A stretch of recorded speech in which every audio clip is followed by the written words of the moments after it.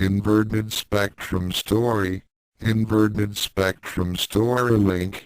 https://www.fanfiction.net/s/5907713/1/category Ranma plus online Xovers crossover genre adventure author Roya for a link https://www.fanfiction.net/u/389366/ last updated March 22, 2013 words 133,006 rating M status in progress content Chapter 1 to 5 of 5 chapters Source fanfiction.net Summary After the wedding, things are getting better for Ranma and Akane. But one day, he wakes up in someone else's bed, someone else's clothes, and someone else's house, and no clue how he got there. What's worse, people seem to think he is that someone else, and he's not the only one. All around Tokyo, people are finding themselves in similar situations. HSDK, R1/2, Sailor Moon, YYH** Chapter 1** Chapter 1 X X X X X X X X X X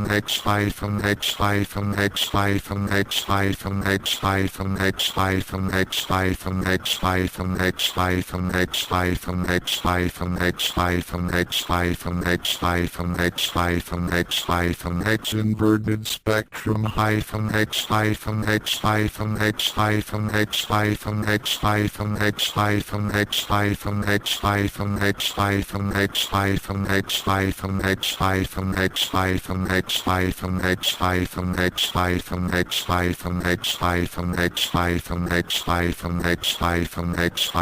X X Ranma ran towards the Tendo dojo with his fiancée's hand in his, or rather, her own, under the pelting rain of a powerful thunderstorm. Droplets of water relentlessly pounded the already soaked couple as they made their way down the street, Akane holding her book bag above her in a futile attempt to block the water from her face. Ranma looked up and glared at the distant clouds, cursing under her breath, and glanced back at her fiancé as they neared the dojo. "We're almost there," she yelled out at the other team. Akane blinked and looked at her, then nodded, and they both redoubled their efforts. Only 10 seconds later they were in through the front gate and running towards the door to the house. Ranma opened the door and both teams stepped into the Jonkan and shut the door behind them. Akane leaned on the wall while Ranma sat down, both of them panting to catch their breath. "We're home," Akane yelled out into the dark house.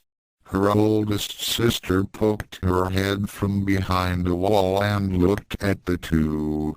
"Oh, welcome bae. Ah, you're soaking wet. I'll be right back with some towels for you too," she said, before disappearing again. "Thank you," Akane called out, taking her shoes off. Ranma sighed and took the already loose tie out of her hair, letting it fall to her shoulders. The redhead looked up at the roof and clicked her tongue in annoyance at the pitter-patter of water falling all around them.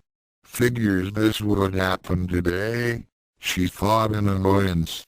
She glanced over at her fiancé and frowned. "Sorry, Akane. Those clouds came out of nowhere. It's not your fault, Akane said with a roll of her eyes. The park's not going anywhere. We can go tomorrow, after school, she said. Ranma frowned. It was hard for them to get together, alone. On school days every wacko in town seemed to make it their life's work to bother them during and after school. Only on the rare weekends did they have a chance to spend time together. Well, okay, Ranma, Akane, here you go.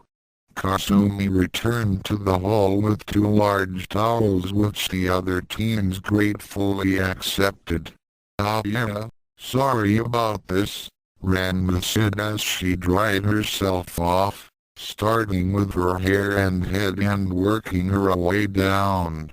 It's okay, Kasumi said with a smile.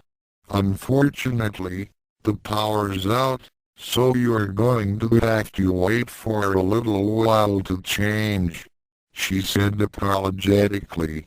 Ah, crap, Ranma muttered, looking up at the lights. So that's why it's dark. After a series of very unfortunate accidents, the Tendo residents had switched over to full electricity despite it being rather expensive to do so. She shook her head and sighed, standing up and kicking her shoes off. That's okay. I'll figure out some way to pass the time or something, Ranma said. I'll be in my room, Akane said, walking away. I've got to get out of these wet clothes. You should change clothes too, before you catch cold, Kasumi said, looking at Ranma. Yeah, I figured, Ranma said, hanging her towel over her shoulders. Kasumi nodded and turned away, while Ranma tied her hair back into a pigtail. The martial artist started walking for the guest room, her mind going back to the matter of finding time to be with her fiancé. It was only recently that the two had actually started taking their relationship seriously, after the whole wedding disaster 2 months before. It had been Akane that approached Ranma and asked if he wanted to see a new martial arts movie that was coming out. The martial artist himself hadn't realized that the outing was a date until halfway through the movie, when he noticed Akane very blatantly, though she herself didn't seem to realize how obvious it was, watching other couples and then later on imitating other girls by snuggling up to him or such. The rest of the night was a very awkward experience for both, and neither of their faces resumed normal color until sometime the next week. It was now April, and the school year had just started again, making both of them second-year students. But Ranma wasn't too sure she could take much more of school. It had felt like 10 years of academic torture had been stuffed into one year. The teen finished tying up her hair and opened the door to the guest room, then blinked as she looked in. She looked around the room and frowned. Jean's travel pack and his mother's suitcase were both missing, as was any sign that the room had been occupied all day. She walked into the room and noticed a folded-up note on the floor. She knelt down and picked it up. It was addressed to her in her mother's handwriting. She unfolded it and started reading. Ranma, your father and I have decided to take a trip together to reconnect. We'll be back in a week. Mother Ranma blinked. Well, that's rather sudden, she muttered, before looking around. But they took all of their stuff. Just for a trip? She frowned and then shrugged. After changing clothes to a white tank top and blue shorts, she walked over to the window and looked out with a frown. She'd hoped to spar with her father, but he was gone now.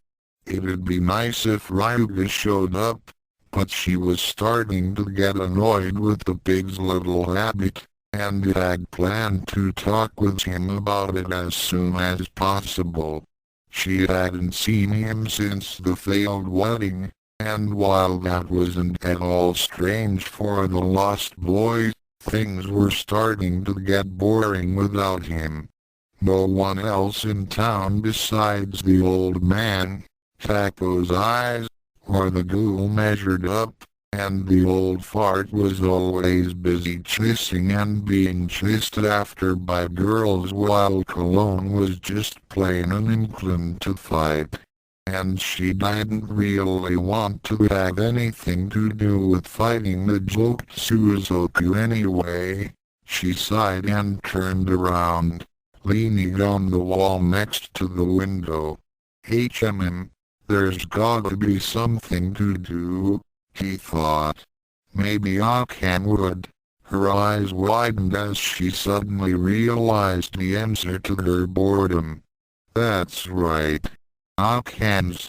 She grinned and started walking towards the door. A martial artist too. Enough of one, anyway. X a bit later, Ranma walked back into the guest room with a sigh. Akane was a martial artist, but she wasn't nearly as skilled or focused, and it had turned more into a lesson than a sparring match. Though her fiancé had been upset with losing so handily, she'd lit up with a determination to get better, and listen to advice. The other team was actually still practicing in the dojo, but Ranma had left out of boredom. Even after an hour, the power had yet to come back on, and though the rain had let up, it hadn't stopped altogether. Something big must have broken. Maybe I'll just nap until it's back on, she sighed, rubbing her stomach. Hopefully dinner'll be ready when I wake up. The redhead walked over and opened the closet, grabbed her rolled-up foodon and carried it over to the center of the room. She rolled it out just as the door opened. Ah, there you are, Ranma-kun. Ranma looked up to see the eldest Tendo daughter standing at the door. The radio said that the power should be back on within the hour. They had to replace some old power lines, she said. Ah, okay. Ranma nodded. Thanks for letting me know. You're welcome. The elder girl smiled and left. Ranma sat down on the futon and laid back, then stared up at the ceiling. She turned her body and lay down on her side. The team groaned and turned around again. She sighed and reached up to squeeze one of her breasts in annoyance. You know, I don't think I'll ever get used these things flopping about. Just whose idea of a joke was this, anyway? X X X X X X X X X X X X X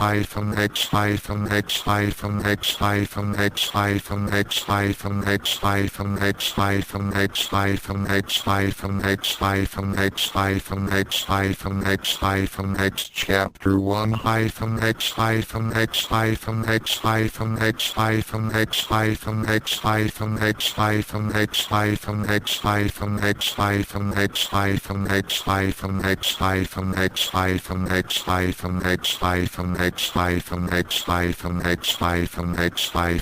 X X Ranma yawned and blinked her eyes open as she slowly faded back into the world of the living. The first thing she noticed was how bright it was. Day, morning, already. The second thing she noticed was how she was no longer in the Tendo dojo. Oh great, she groaned and quickly sat up, looking around the room. Was I kid common apt? Feeling the familiar restriction of tight clothing, she looked down at herself and took in her own appearance. Her hair now fell down to her elbows and she was wearing pink, rose print flannel. She was lying in a large western bed with dark red blankets and silk sheets, and the bed had elegant, semi-transparent drapes. The heck? She muttered, holding her hands up. What's going on here? She scowled and hopped out of the bed, then started looking around. The rather spacious room followed a similar theme, with variants of pink and red as a constant.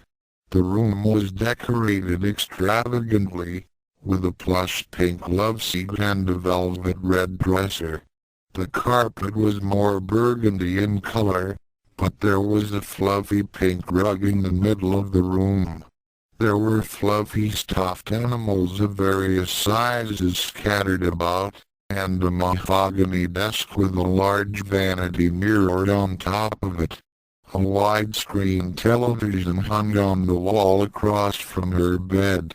What the hell is this? There was a knocking sound and she turned her head to the large white door on her left. The door, knob, and frame were all just as exquisitely crafted as the rest of the room. It was like she was in some kind of Western manor. Young miss, is there something wrong? The voice of the young man came from the other side. Please say something. Young miss, Ranma muttered, confused. Her mouth opened and closed several times as rapidly looked around the room, then down at herself, then the door. Miss, I'm coming in, the man yelled. The door opened and the young man walked into the room. He was dressed in a black suit that reminded the young martial artist of a stereotypical butler. The man spotted her and blinked, and the anxiety drained from his face. Ah, you're okay? The man asked. Ranma stared at him. He was about a head taller than her, had pale skin, and short hair. His features were plain, and he had a medium build. Who's this guy? I'm sorry to barge in, miss, but I was afraid something had happened, he explained. I heard yelling. Ranma shook her head, then fixed a frown on the man. Who the heck are you? She demanded, taking up a martial arts stance. Where am I? The man stared at her for a moment, then sighed and hung his head. Young miss, I know you don't want to go this new school, but you can't stay home on the first day. Huh? Ranma blinked in confusion as the man walked over and grabbed her by the wrist, then started pulling her into the hallway. Come on, we've got to get ready for school. Miss Kagiwara will help you. She has a bath and your uniform waiting. What? Hey, let go. Ranma tried to pull her arm from the man's grip, but he held fast. Let go of me, you jerk, she said, putting all of her strength into pulling away, but he didn't budge. Her eyes widened. This guy, he's strong. Come now, is it really worth this much struggling? I'm sure you'll make new friends. the man said exasperatedly as he led her away from the room. There's tons of fun things to do in even a normal high school. What the heck are you talking about? She demanded. He sighed again.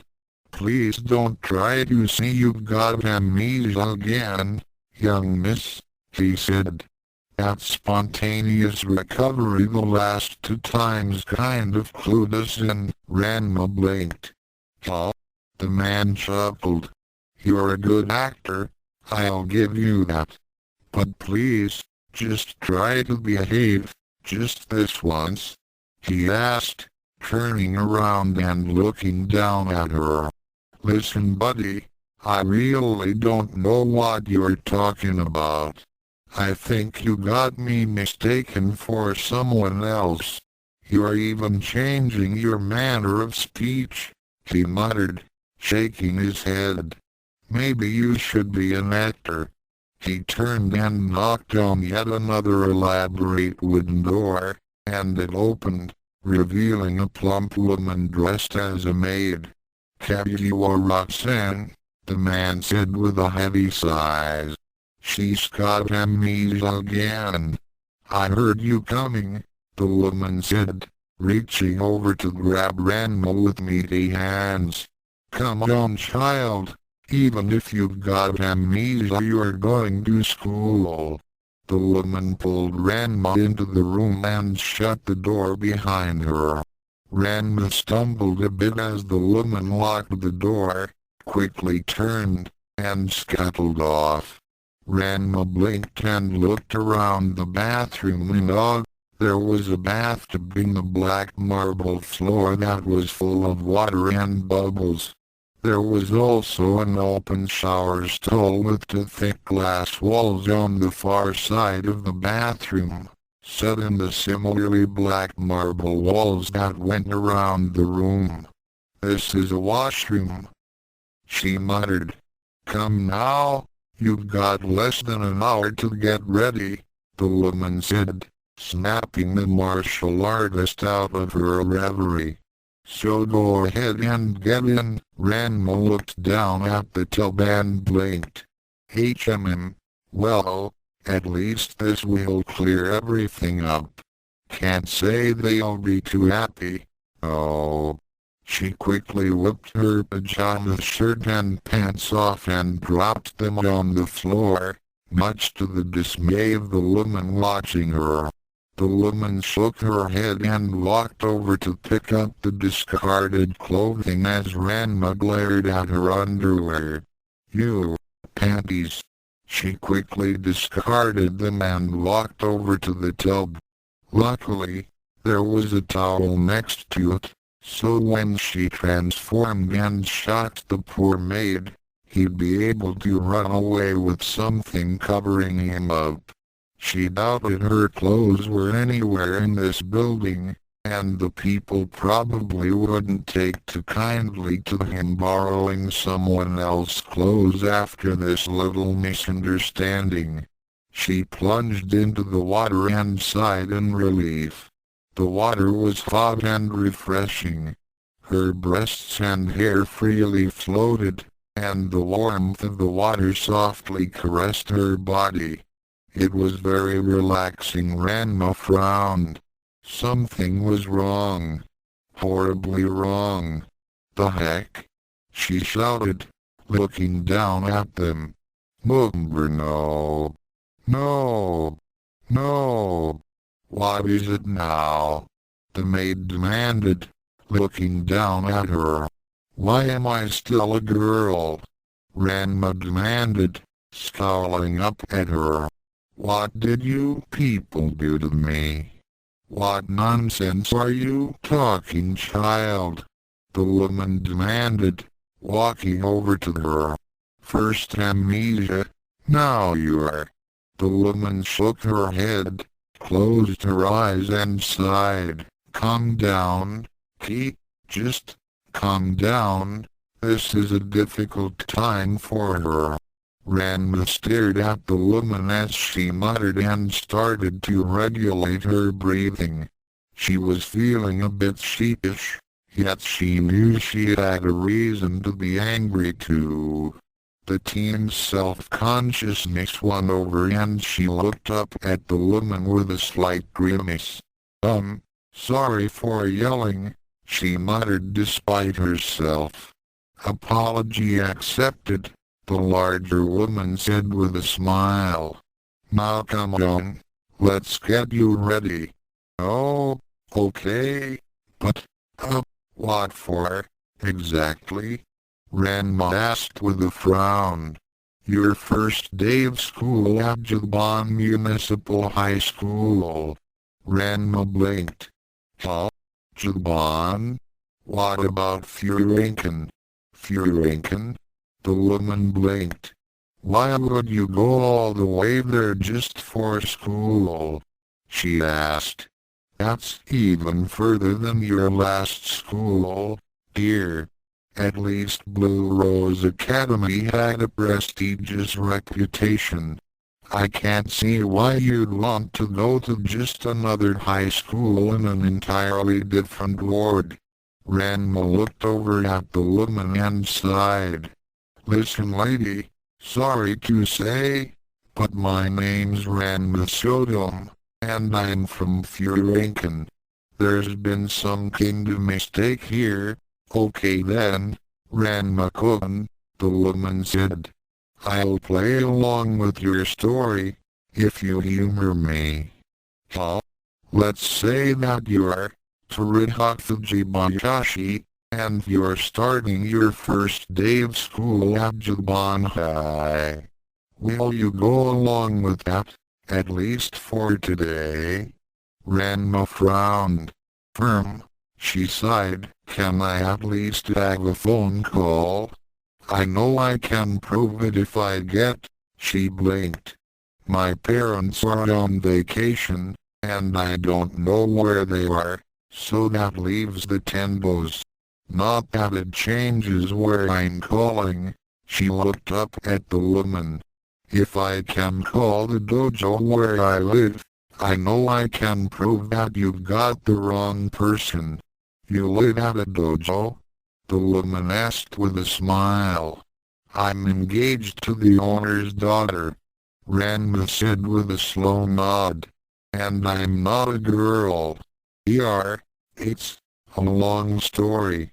Well, the woman picked up a small washcloth and bar of soap. We don't have much time, but I'll listen to what I can. In exchange, all I ask is that you bathe, she said, handing the cloth and soap to Ranma. Ranma accepted both and looked down at them. In the bathtub? She asked.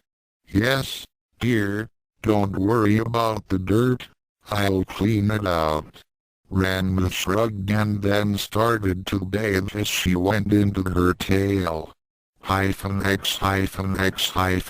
10 minutes later, Ranma was staring at a girl's school uniform on the counter beside the bathroom sink. I'm not going to wear this, the redhead said, turning to look at the woman. Please don't make this any harder than it already is, dear. The woman said. No way. I'm a guy. The teen shouted. Listen, I shouldn't even be sticking around here. I'm sorry but I'm just gonna go home now. She turned and started towards the room's exit. Dressed like that? The woman asked, and Ranma froze and looked down at herself. She was covered only in a white towel. I've worn worse. Ranma snorted, continuing towards the door. Please tell me you're not serious, young miss, the woman asked. Seeing Ranma open the door, she sighed and rubbed her temples. Fine, fine. You can call this dojo if you just put on the uniform.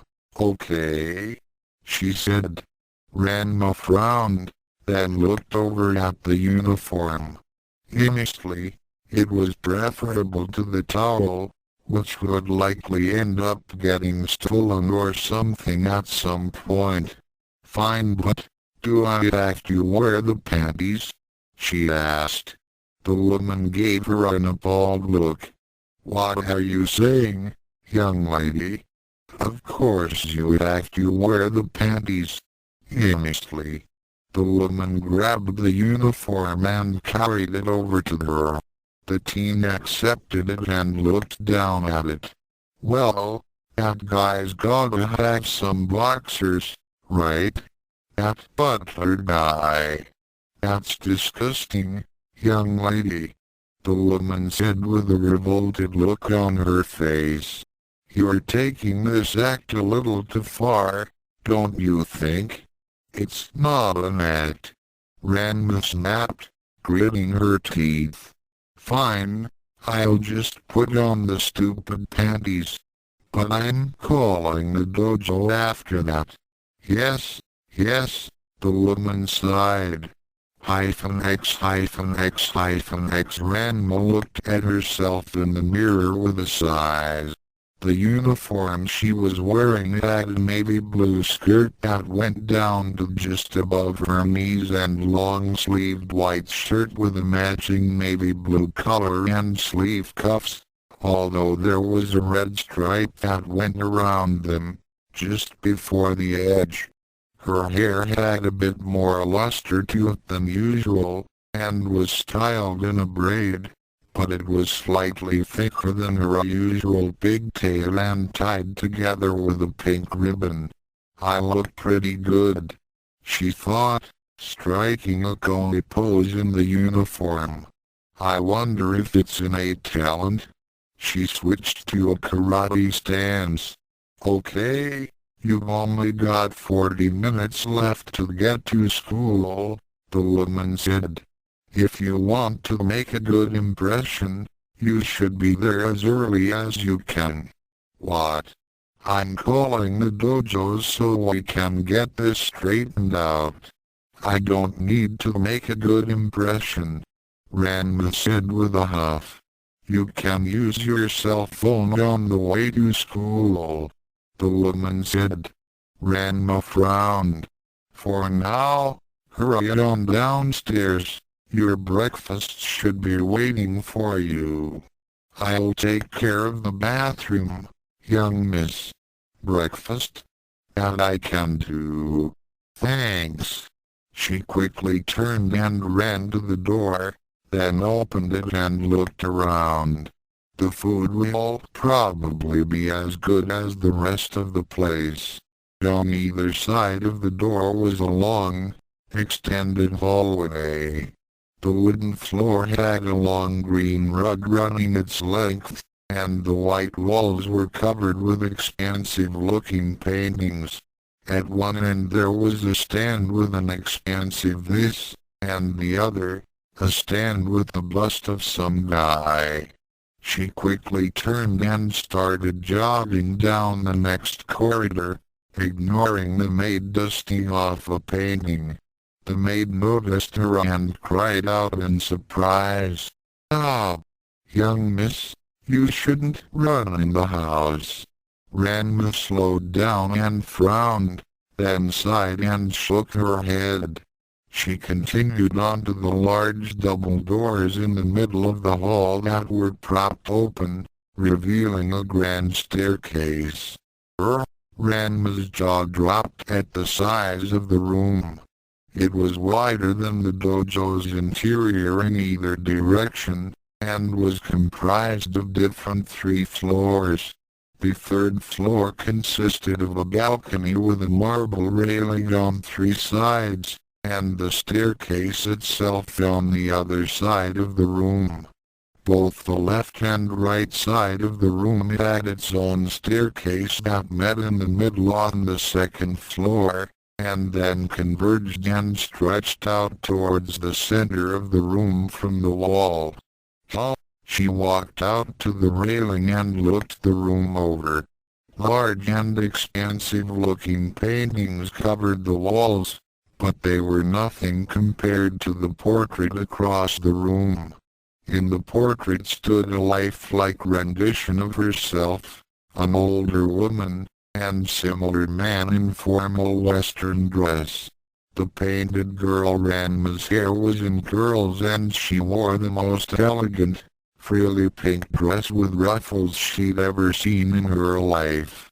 It looked like a veritable nightmare to move around in. The woman wore a similar dress, but it was dark red, and the man wore an exquisite tuxedo that seemed to enhance his frame. That must be the girl they're mistaking me for, Ranma thought. Oh, I guess I can see it. Creepy. Young miss. Oh. Ranma jumped and turned around to look at the young maid she'd passed in the hall. You should hurry up. You don't want to be late for your first day at this new school, do you? The woman put a hand on her shoulder. Just forget about all the things that happened at Blue Rose. You'll make new friends, okay? Ranma rolled her eyes and shook her head. Right, see you later, the redhead said, turning and pulling herself up onto the railing. She frowned as her arms protested, and she fell back down to the ground from halfway into the air. What? She muttered. She tried lifting herself up again and frowned, then settled for lifting a leg over the railing. My arms must be tired, somehow, mistress. What are you doing? Ranma blinked and looked over at the maid. Jumping, she said simply. What? No! The maid cried out in a distressed voice and grabbed her by the arm, then started pulling her back over the railing. I know you're upset, but please try to understand. It's not something worth killing yourself over. What? But it's faster. Ranma cried out and tried to resist the woman, but to her shock, was easily pulled back over the railing.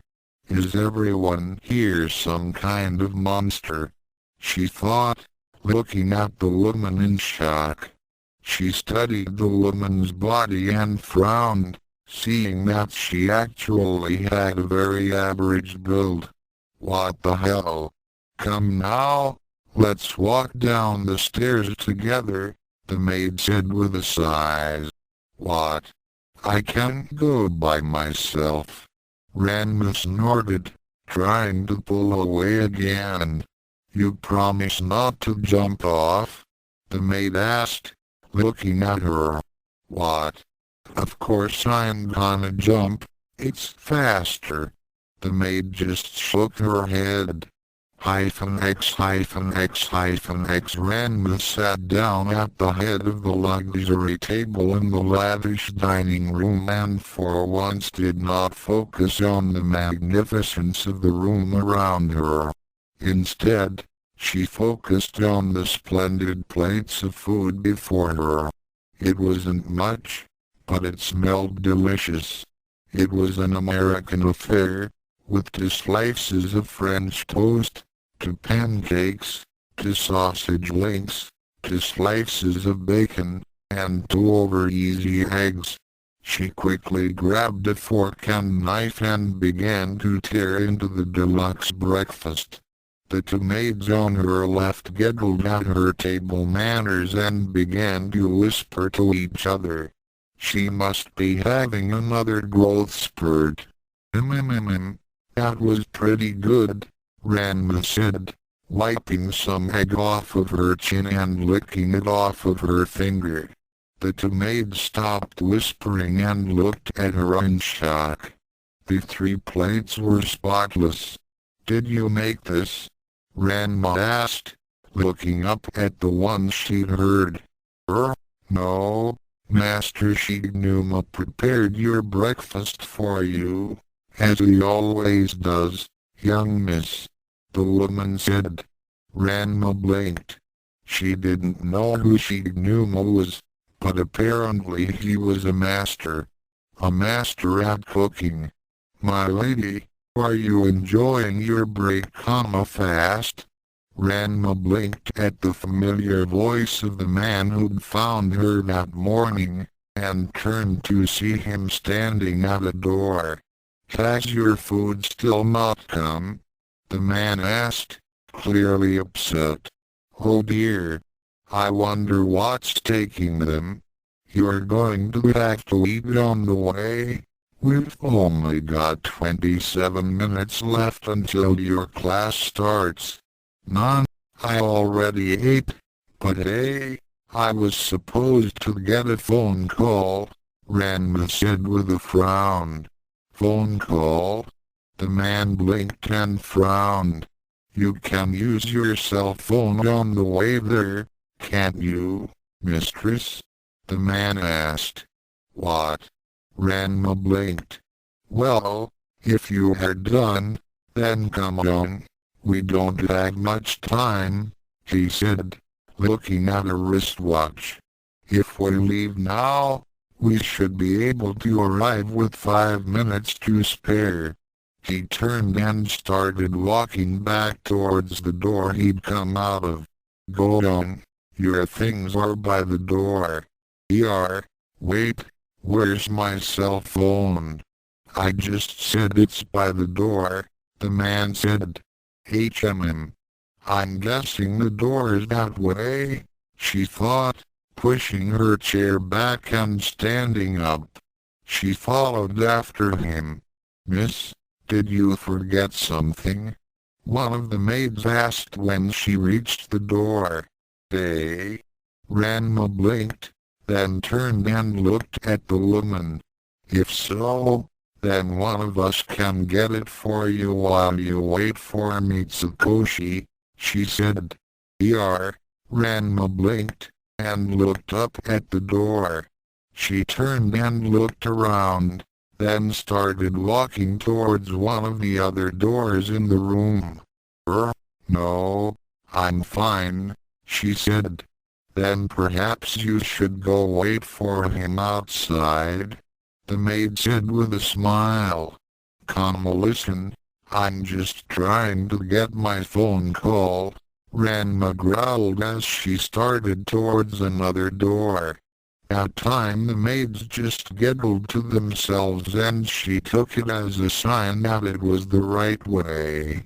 She pushed through the door and came into another hallway, the end of which led to yet another well-decorated room, this one with 2 bronze statues evenly spaced apart from the middle of the room. The walls were painted with a Renaissance arabesque image that wrapped around the whole room and stopped at the 2 white pillars framing the archway, which contained very large and elegant double doors, whose own knobs were carved into the face of some noble beast. Ranma looked around. This place was really starting to wear on her. Why couldn't she have at least been kidnapped by Japanese? She shook her head. "Young miss," a maid standing under the pillars held up a pink backpack that had various knickknacks attached to it. Thanks." Ranma walked over to the maid and accepted the backpack, and immediately started looking through it for the phone. The maid opened the door and Ranma frowned as she stepped forward into the morning sunlight. She finally recognized the phone as one of the cute knickknacks and shook her head as she opened it. "Man, what's the world coming to?" she muttered, before she started dialing the number to the Tendo residence. She looked up and proceeded to blankly stare at the mansion's massive gardens. The grass seemed to stretch on in either direction, with flowers, hedges, and statues dotting the landscape. In front of her was a roundabout with 3 roads, one on either side of her and one leading away from her, and a patch of grass and fountain dotting the center. She stood on a patio with stone stairs that went down to both her right and left, and it had a railing and an arched stone roof. "We're sorry. The number you have called has been disconnected." Ranma frowned again when she heard the machine. "Don't tell me. Soon forgot to pay the phone bills again," the teen muttered, before sighing. "Erg, not a time for this." She growled and put the phone into the backpack as a stretch limousine drove up to the roundabout from the left. "You know, I've had enough of this. I've got to go and find out what's going on here." Breakfast was fun, but Ranma tensed and started running forward. The teen leapt up and over the rail and then quickly leapt over the limousine and started towards the main street, or so she'd planned to do.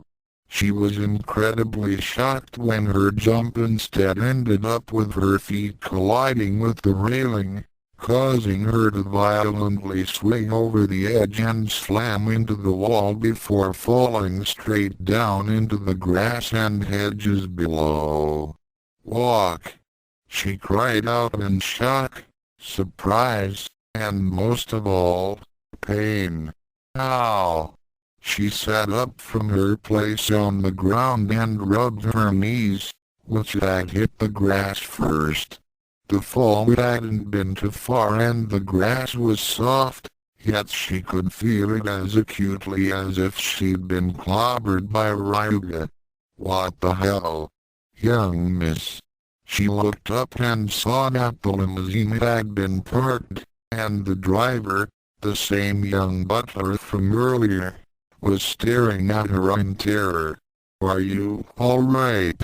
The man started running around the limo and over towards her, and she growled, standing up and dusting herself off.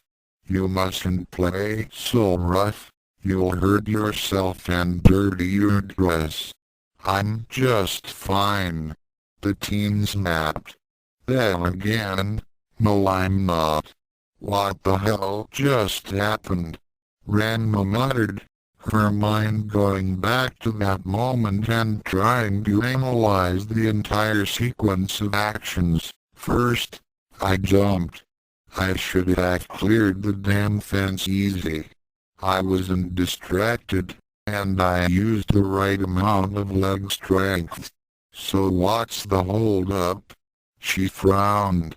"Let's try that again."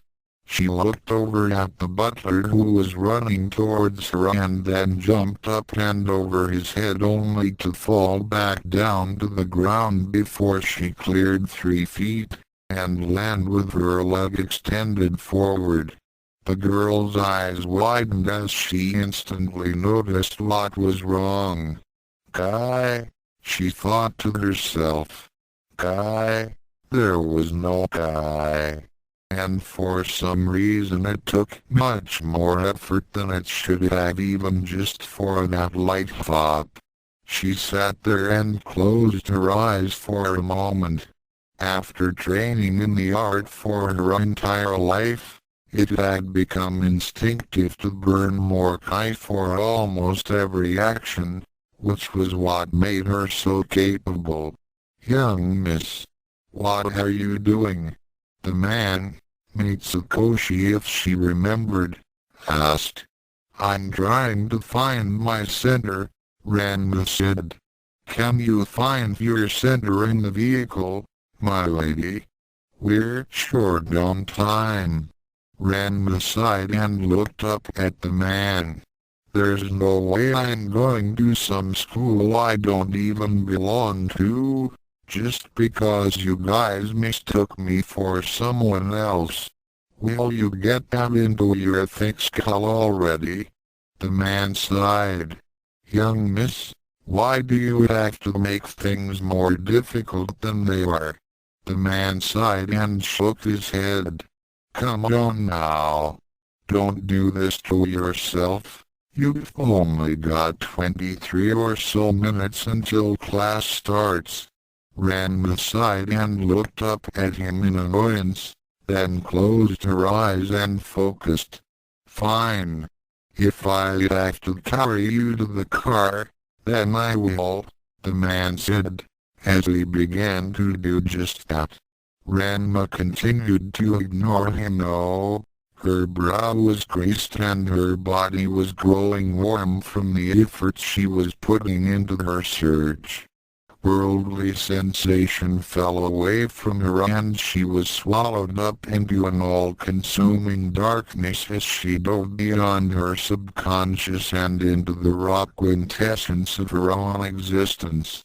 X Yuzuka X Uramesi Yuzuka's eyes opened and he immediately winced at the grating sound of the alarm going off right in his ears. The part-time spirit detective, part-time Raymond Chef clumsily reached over the side of the fudan and felt around for the source of the noise, and once he found it, he started pounding his fist into it to make it stop. When it did, he stopped pounding it and sighed, rolling back into bed. Damn alarm! I don't even have a stupid alarm, he muttered as he closed his eyes and tried to get some more sleep. As the thought echoed around inside his skull, there was a strange, nagging feeling that something was wrong with what had just happened. 4 minutes later, just as sleep began to creep back up on him, he frowned and slowly opened his eyes to peer over at the alarm. There, on the cheap, worn carpet, sat a digital alarm clock with red numbers lit up, informing him that it was 7:36 a.m. He muttered, "When did I get that?" The alarm went off again. He quickly pounded it again in an attempt to silence it, but with no success. Annoyed and slightly confused as to why it didn't explode into a billion pieces, he growled and grabbed the wire connecting it to the wall and pulled it out. His cognition took over as he sat up on his fudan and stared at the alarm in confusion. When did I get that? He frowned and wiped some sleep from his eyes, and finally noticed that his blanket was different. And this? He muttered, before looking around the room. And then he realized he wasn't in his room. Huh? He frowned, looking the place over. It was a tiny studio without even a bathroom or stove, more like a big closet than an apartment, like the one he'd gotten after moving out of his mother's house, but without any of his personal effects. He frowned and shook his head, then looked it over again. Did I fall asleep at someone else's place? He frowned and looked out the room's only window. He didn't recognize the area outside. He was still feeling somewhat groggy, and his memories seemed to be pretty hazy. Must have had a few too many drinks or something, he muttered. He didn't feel particularly hungover, but he was struggling to come up with any other explanation. I've never been here before. Did someone find me or something? He yawned again and stood up, looking around. Huh. Looks like a student lives here. There was an open briefcase leaning against a wall, with worn books and notebook paper sticking halfway out, and a school uniform was lying neatly folded next to it. He stood up and looked around for his own clothes, then frowned when he noticed they weren't there. Great, how am I supposed to get out of here? He thought, looking around. There were 2 other school uniforms, but that was it. It was as if the guy living there had nothing else. Whatever. I'll just throw some of those on and pay him back sometime, he thought, grabbing some of the clothes. As he started to put them on, he stopped and stared down at himself.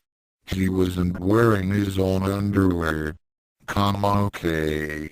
Ignoring whatever possibility that represented, he quickly looked around the room for his own underwear. There was another pair like the one he was wearing, but it clearly wasn't his. The cute little animal prints alone said that much. Without any alternative, he simply resumed putting the pants on. I'll take polka dots over Pokemon any day of the week. Dressed and mildly annoyed at the situation, he looked around for any sign of where the guy who owned the place might be. So, maybe I'll take a look around the neighborhood, see just where the hell I am. Might figure out who it is then, he thought as he walked towards the door. He took a step outside and saw that he was on the second floor. He quickly located the stairs and walked towards them, trying to remember what exactly had happened. Last night I closed shop at around 10. They were having some kind of event because of the baseball game and I made a killing outside the stadium, enough to cover my rent in one day. So I went out to celebrate with the guys. We went to a bar. After that is kinda hazy. He frowned. Oh. He looked up. I don't feel hungover or anything. He narrowed his eyes. This better not be one of Kuwabara's stupid jokes. Ranma-X where is it? She swayed about in blackness, and after moments of frantic searching, she finally found her center. Gone was the raging bonfire of prime life force, powerful yet controlled energy just waiting to be grasped. Instead, there shining in the darkness was a tiny, silvery orb. She held up a hand and the ball appeared, floating just above it, just inches away from her palm. It gave off a slight heat and strange, liquid-like smoke seemed to swirl around it and radiate in every direction. Is it compressed? Sealed? She frowned as she studied it and wrapped her hand around it. But there was no feeling of restraint or binding, it just felt diminutive and raw. Ranma's eyes sprang open and she saw that she was sitting in the back of the limousine. Already they were coasting through the thick congested streets of the morning rush. But the teen paid it no mind. What's going on? She muttered. HM? The driver glanced at her in his rearview mirror. Finally speaking again, are you? Huh? Ranma blinked and looked at him. How long was I silent? Well, I'd say about 15 minutes. He said. That's a new record, isn't it? Record? Ranma muttered. For what? The silent treatment? The man snorted. Oh, I figured you were just thinking. Ranma frowned and looked down at her hands. What was that? Did I get hit with something like the weakness moxibustion? She frowned. I never knew it was possible for someone's guy to be so small. But then again, she looked up at the man, Mitsukoshi, and frowned, narrowing her eyes. Most people don't have enough for you to see it unless you look really hard. Could that mean that I am at the same as them? She frowned and crossed her arms, her foot tapping the ground. How did this happen? It's gotta be some kind of magic. I've got to get out of here and figure out how to undo it. We're here, the driver announced, and she looked up sharply. They were in a school's parking lot. I've got to make a break for it, she thought as he opened his own door and started walking around the car to her side.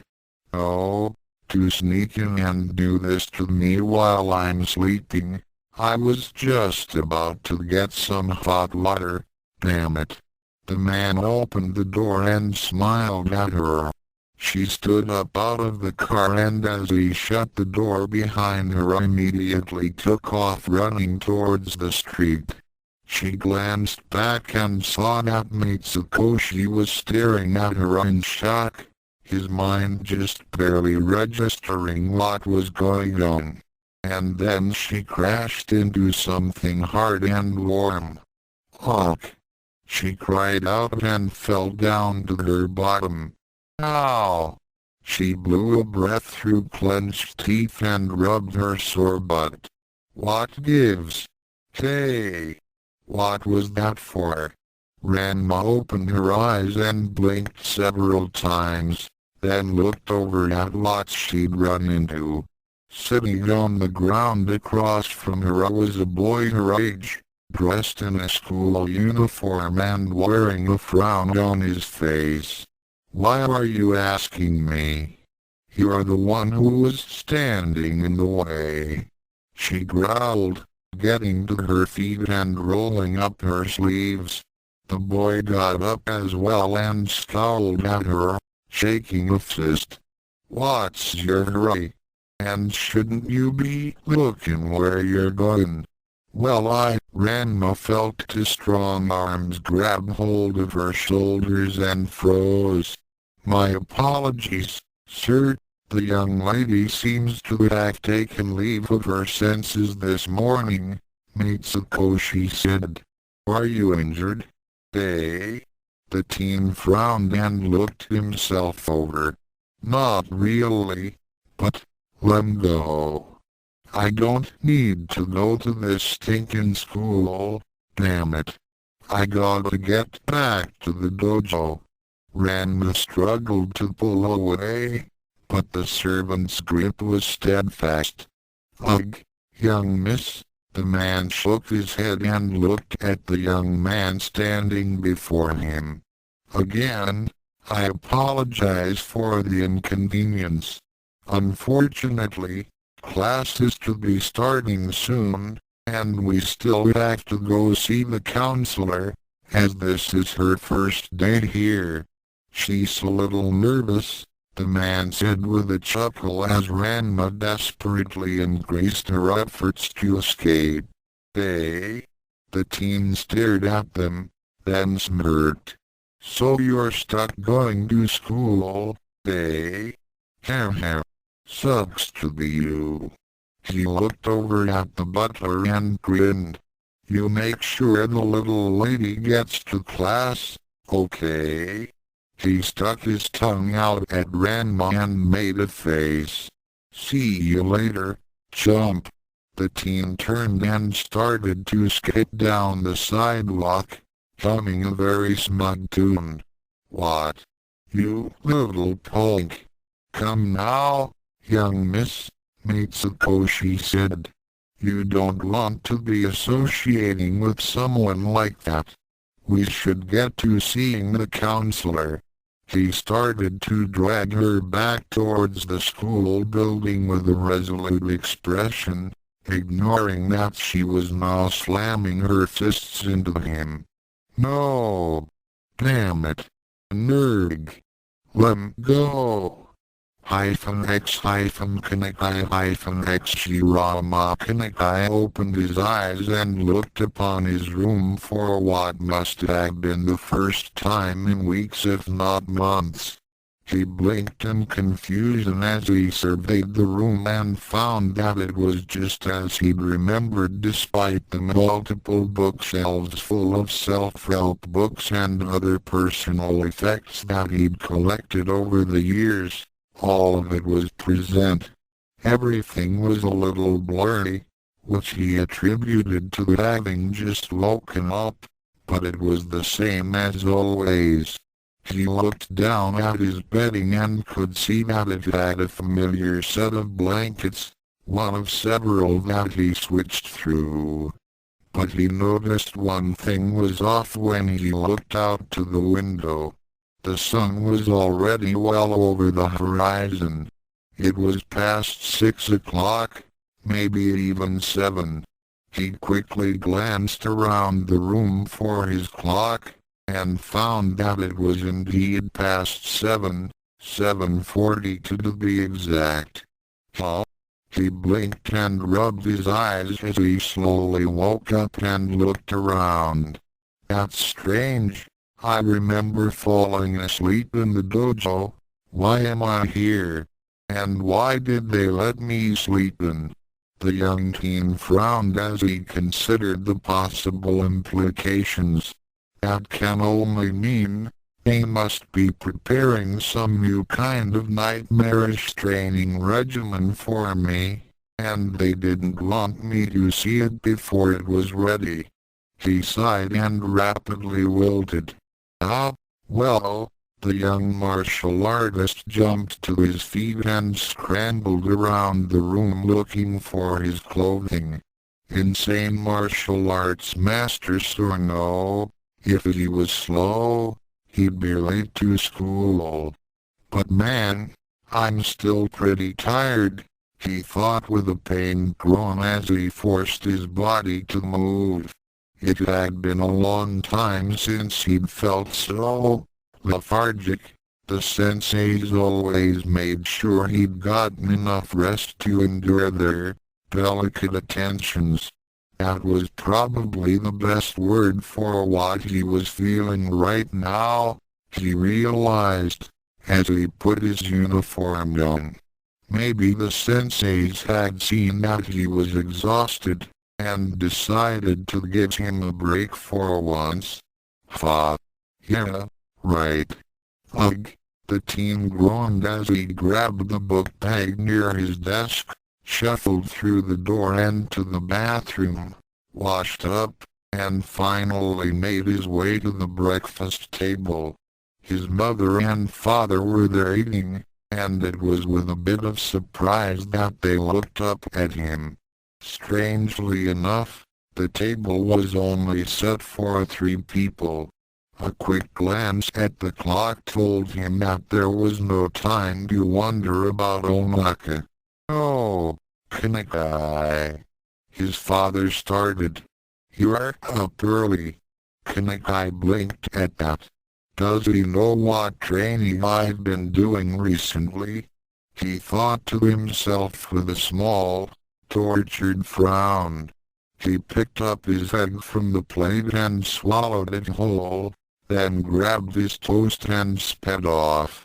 Sorry, gotta go or I'll be late, he called out as he ran out the door. He never got to see his parents stare after him in surprise before looking at one another in confusion. Not 20 seconds after leaving his house, he began to feel that all-too-familiar burning sensation in his legs. Despite the pain, he kept running for 2 more blocks before he could feel himself reaching his limit. He bent over and panted, leaning against a wall and barely able to keep standing. Kanakai frowned and looked down at the ground. He was breathing roughly and his body was already coated in a light sheen of sweat. After a whole year and more of training he'd gotten used to this sensation, but for it to happening so quickly, I must be really tired, he thought. My legs are still weak from the training. He let his confusion show on his face as he looked up. He still had a few more blocks to go. But I wasn't feeling this tired a minute ago, he muttered. Strange. Absently, he rubbed his eyes and tried to focus them properly. Things were still a little blurry, but it would likely go away in a minute or two. As strange as it was, oh, he didn't let it stop him from making his way to school as quickly as possible. Nearly 10 minutes later, soaked in sweat and barely able to stand due to the pain in his legs, it was all he could do to stare up at his towering high school, legs shaking and using a large stick to support his weight. He made it onto the school grounds and sighed as the bell for classes rang. "Dang it," he muttered as he made his way to the classroom. When he got there he saw a multitude of familiar faces, as well as a number of faces he did not recognize. "Huh?" The young martial artist frowned as he looked the students over in surprise and confusion.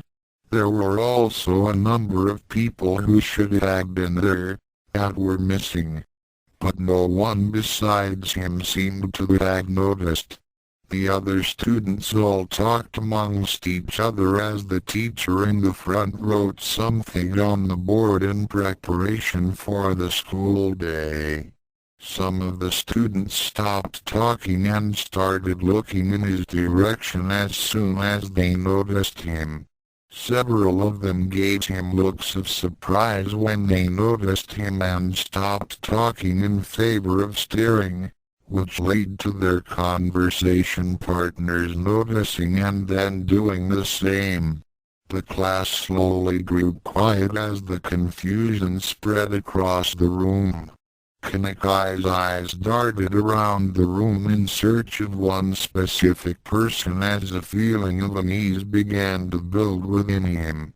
He found her, sitting by a window and looking outside, but she seemed a bit distracted, like she was daydreaming.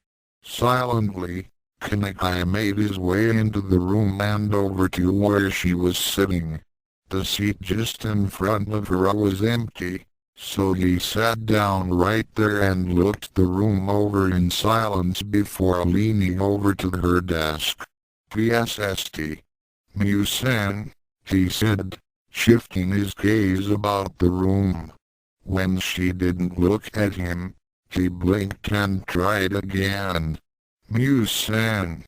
Miu Furinji, the granddaughter of Kanekai's oldest master of the dojo he'd been living at for the past year, the girl who he'd had a crush on that entire time, blinked in surprise at her name being called, and turned her entire body to look at him. Noticing that he had her attention, he started whispering, "Miu-san, something strange is going on here. Were some of our classmates swapped out?" he said. "Did I miss an announcement or something?" Miu blinked at him as a look of confusion registered on her face. "Miu-san?" he asked, a feeling of unease settling upon him. She blinked again, then opened her mouth. "Who are you?" the blonde teen asked, tilting her head. Kanekai felt his body go rigid. "I'm sorry, I feel like we've met before, but I can't quite." She gave him a sheepish look and blushed. "Miu-san?" he asked. "This, what?" he sighed. "Is this some kind of joke? That's not very nice." She turned a brighter shade of red. "I'm sorry, maybe if you gave me your name I could." Kanekai remained silent, as did the rest of the class. The sound of the teacher writing on the board stopped after a moment, and the man started talking, calling the attention of most of the students. "Now class, as you know, the cultural festival starts in 3. The teacher went silent, but Kanekai hadn't registered any of those words in the first place. "Shirama? Why, you're kidding, right?" Kanakai blurted out to the girl he'd been working so hard to be able to protect for the past year. You're joking. She shook her head and bowed sheepishly several times. I'm sorry. The world seemed to fall away from Kanakai Shirama as he took in those words. A year and more of training under those hellish martial arts masters, and living under the same roof, and she was saying she didn't know who he was. It was pretty impossible, now that he thought about it. She had to be playing with him, or the masters. They'd put her up to this. He chuckled and waved it off with a small smile. I see, he said sheepishly. Sorry, then. With that, he turned around and scrunched up his brow in frustration. What's wrong with those people? Isn't there such a thing as too far? How can they take advantage of a young innocent boy's heart like this? He muttered to himself, the image of his masters laughing at him from the background appearing in his mind. Shirama! The teacher yelled out, startling the young martial artist. It's nice that you're on time for once, but I would like for you to participate in the class. Sorry, sir, he cried out, looking up at the teacher. The teacher looked a bit surprised at his response, and there was a mumble going around the rest of the class. What was the question? I said. The man started with a sigh. Did you have any suggestions for the culture festival coming up in 3 weeks? Come on, did something happen to your glasses? Are you okay like that? Kanakai blinked. Glasses? He blinked several times. I don't wear glasses, he frowned. I'm fine. As for the culture festival, well, we could. He blinked several times as he tried to figure out what to suggest. Searching for some ideas, he glanced around the classroom, but the many unfamiliar faces only served to make him more uncomfortable. The teacher sighed and shook his head. That's okay, Shirama. He looked over to one of the other students, one whom Kanakai didn't recognize. Fujiwara-kun, do you have any ideas you would like to submit? After a moment of being silent, the teacher sighed again and looked over the class. If there is anyone with an idea, please do speak up, the man said. The students all looked amongst themselves and started muttering to their neighbors, but Kanakai ignored it. The young martial artist was glancing out the corner of his eye at the girl behind him. It seemed that she'd started daydreaming again, and was staring out the window. There was a look on her face that reminded him of when he'd first met her.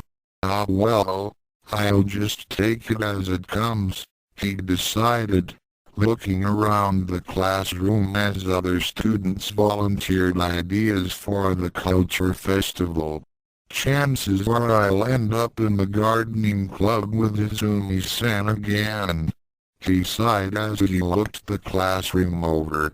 They still hadn't explained why so many of the students had been switched out, but no one else was making a big deal of it, so he decided to let it rest.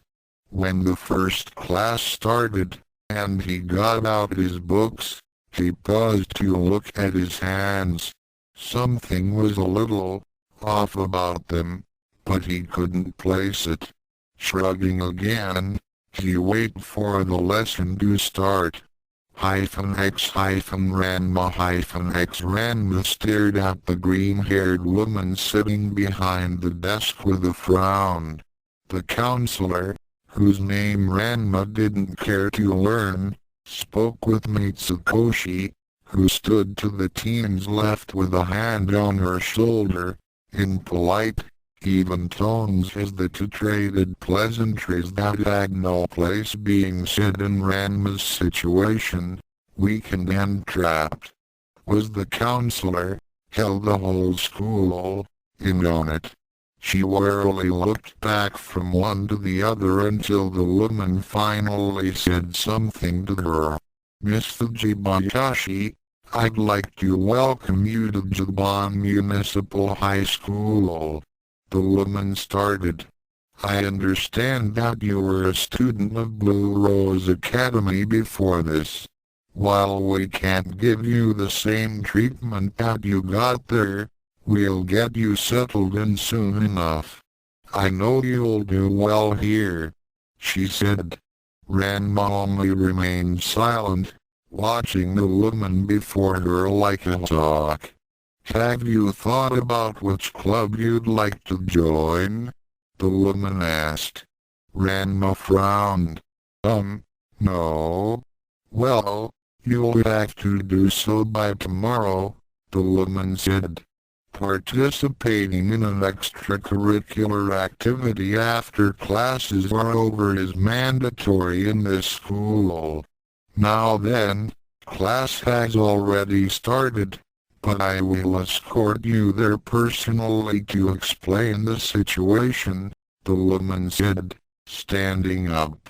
Please do not make a habit of arriving late. We cannot afford to give any of our students special treatment. I hope you understand. Ranma just gave her a disinterested look while Mitsukoshi nodded. Yes, we apologize for the inconvenience, the man said. Please, lead the way. X Ranma followed the woman towards the classroom, with Mitsukoshi just behind her. The walk through the halls was quiet, and Ranma blinked. It was so unlike Furinken. There were no recently patched holes in the walls from large-scale destruction, and as a result the paint on the walls wasn't chipping. The floor tiles weren't all cracked and missing in some places, and the lockers weren't so old they looked like they'd been bleached out in the sun because the school's maintenance funds weren't being sucked up by the constant patching up of said holes. There were literally no truant students wandering around, and looking through the windows, none of the classrooms they passed seemed to have major troublemakers. The place didn't exactly stink of new, but it was well kept. Finally, they stopped before a classroom marked B2, and Ranma blinked, brought out of her reverie as the counselor knocked on the door lightly before sliding it open. Excuse me, Tanaka-sensei? The woman said lightly. Ah, you're here? Then, a warm middle-aged man's voice flowed out of the room and into the hall. Is she here? The counselor nodded before turning and smiling at Ranma, who glanced over at a smiling Mitsukoshi.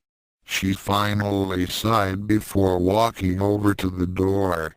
I'll have to figure out an escape plan, one that will take long for these idiots to notice, she thought bitterly as she stepped into the room. Ah, yes. The balding, glasses-wearing teacher, who wore a brownish suit and tie that looked to Ranma like a dirty rug, smiled and beckoned her over. Ranma went over and stood by his side and looked over the class. Class, as I was saying earlier, we have a new student joining us as of today. This is Mr. Ridhak Fujibayashi. Is there anything you'd like to say about yourself, Fujibayashi-san? The man asked, looking down at her. Ranma glanced up at him, then looked back over the class. Ranma sighed and finally opened her mouth. Come, I like martial arts, she said finally. The teacher chuckled and patted her shoulder. Is that so? That's good. A healthy appreciation of our country's traditions is always admirable, he said with a smile. Is there anything else? The man asked. Ranma looked up at him and frowned. Like what? Well, the man looked over at the counselor, who was watching from the door with a smile on her face. I'm to understand that you're the daughter of Fuji Corporation's previous CW. There were some gasps at that, and Ranma blinked. She didn't recognize the company, and looked up at him. Come on, I guess, she said with a shrug. Wonder what they do, she thought as the classroom was filled with mutterings around her. Right, well, the man smiled, but it looked like a bit of the wind had been taken out of his sails. He cleared his throat once and the classroom quieted instantly. Class, remember that while she is here, she is a student like the rest of you. I expect you all to treat her with the respect you would your other peers, he said. Now then, Miss Fujibayashi, if you could take the empty chair next to Miss Tenhu. He pointed towards the middle of the class, where a tall blonde teen was sitting with her arms behind her head. There was only the one empty chair, so she walked up to it and sat down, setting her bag down on the floor beside her. Well then, Tanaka-sensei, if you'll excuse me, the counselor said with a smile. Of course, the man nodded as she shut the door behind herself. Ranma glanced around the classroom as students all stared at her, and sighed, leaning on her desk. She noticed the blonde girl Tenyu smiling at her out of the corner of her eye, and felt a tingle in her spine. The look at the other girl was giving her was one that she often received from a sweeter right before something bad happened. Ranma looked up at the board and tried not to shudder. Right, well, first period will be starting shortly. I want all of you to take care of Miss Fujibayashi, the homeroom teacher said, gathering his briefcase. X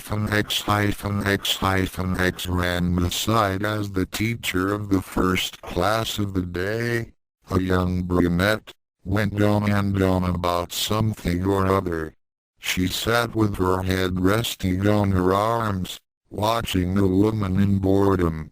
The woman was new to teaching, as apparently this was only her second year, and Ranma wasn't sure she was understanding what was being said, or not. Way I see it, my best shot is to go to the bathroom sometime before lunch. That way, I get the bathroom time plus the whole lunch period, and however long it takes them to notice after that. She glanced outside the hall. But I know a place like this wouldn't just let me walk off campus. If I could switch to my normal boy form then it'd be easy, but I'm locked, she frowned. Maybe, I'll use, but then again, she sighed and tilted her head. Yeah, I'd really got no choice. I'm so weak without my guy. and my body doesn't seem to have any real muscle. I literally couldn't get away otherwise. She shook her head. What the hell kind of magic did this? It's almost as bad as the curse. There was a cough to her side and she glanced out the corner of her eye at the blonde girl. No, Ranma thought, frowning as she eyed the teen appraisingly. She's not just some girl. She blinked as she noticed how the blonde was holding a folded note loosely in her direction. She turned her attention back to the teacher and surreptitiously accepted the note and opened it on her desk, under the cover of the arm that was still on it, without making a sound. "Hey there. You look kinda rough. What's eating you?" Haruka. Ranma glanced at the other teen out the corner of her eye, and noticed that the blonde was hiding a small smile while watching the teacher. Ranma picked up her pencil for the first time that day and started to scribble under the question. "I've been kidnapped by a rich family who is making me pretend to be their heiress or something and sending me to school in her place. Same old, same old." Ranma. She held the paper to her side without looking and it slid out of her grasp. She glanced at the blonde as the teacher droned on and on about something that was making absolutely zero sense, and noticed the blonde grinning. After a moment, the note was ready again, and the blonde's smile had been subdued a bit. "Ranma? Have a nickname? And you like Kento?" "Haruka. Yeah. Nickname. And yeah. Trained my whole life." "Ranma really? Jiu-jitsu? Haruka? Well, that and a lot of other stuff." "Ranma like?" "Pretty much anything you can imagine." "Sounds impressive. But no matter how I look, you look a lot more delicate than that." "You think I'm lying?" "Intuition says no on the lying. So what gives? Did you stop years ago or something? The rich family stole my abilities somehow." Ranma frowned when Haruka snorted, causing the teacher to turn and face them. The blonde quickly hid the note and proceeded to rub her nose. "Sorry, I sneezed," she said. "Ah, right, okay then." The teacher adjusted her wide-frame glasses and then turned back around. Haruka waited a long moment, then finally, before Ranma had even noticed that she had written something again, a new note was ready. "You're pretty funny. What kind of food do you like?" Ranma blinked and glanced towards the back of the classroom when she got the nagging feeling they were being watched. There, in a corner, sat another teen with aquamarine-colored hair, and Ranma was getting a familiar vibe from her. "Anything that tastes good." "Who's the chick in the back?" "Which one?" "The one giving me the eye." "HM? Oh, Mishiru. That's my fault, don't worry. I'll introduce you later." Ranma blinked, then shrugged. "X Yuzuka frowned as he walked along the sidewalk. The area he'd found himself in wasn't very familiar at all, but after searching for a bit, he'd managed to discover that he had somehow been taken to Azerbaijan. Wonder how that dumb broad is doing in school, he thought with a grin. Man, I'm so glad I'm done with that mess. Cooking ramen ain't glorious, but it covers the rent. Of course, Being a ramen chef could only cover the rent if he was actually working, and that was impossible given he didn't have the pocket change to get home.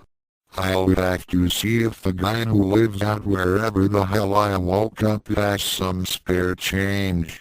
Otherwise, it's a long walk home. Jaban was strangely absent of any yokai presence, but he paid it no mind and instead continued on. He stopped at a construction yard, and looked it over. If I cut through here I can probably get there faster, he thought, as he started walking through it. When he reached the center, he was surprised to see a group of thugs standing around someone and kicking them.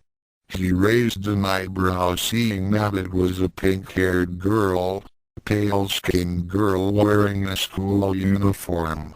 She was taking it without protest, but as he got closer, he could see her struggling to block their attacks.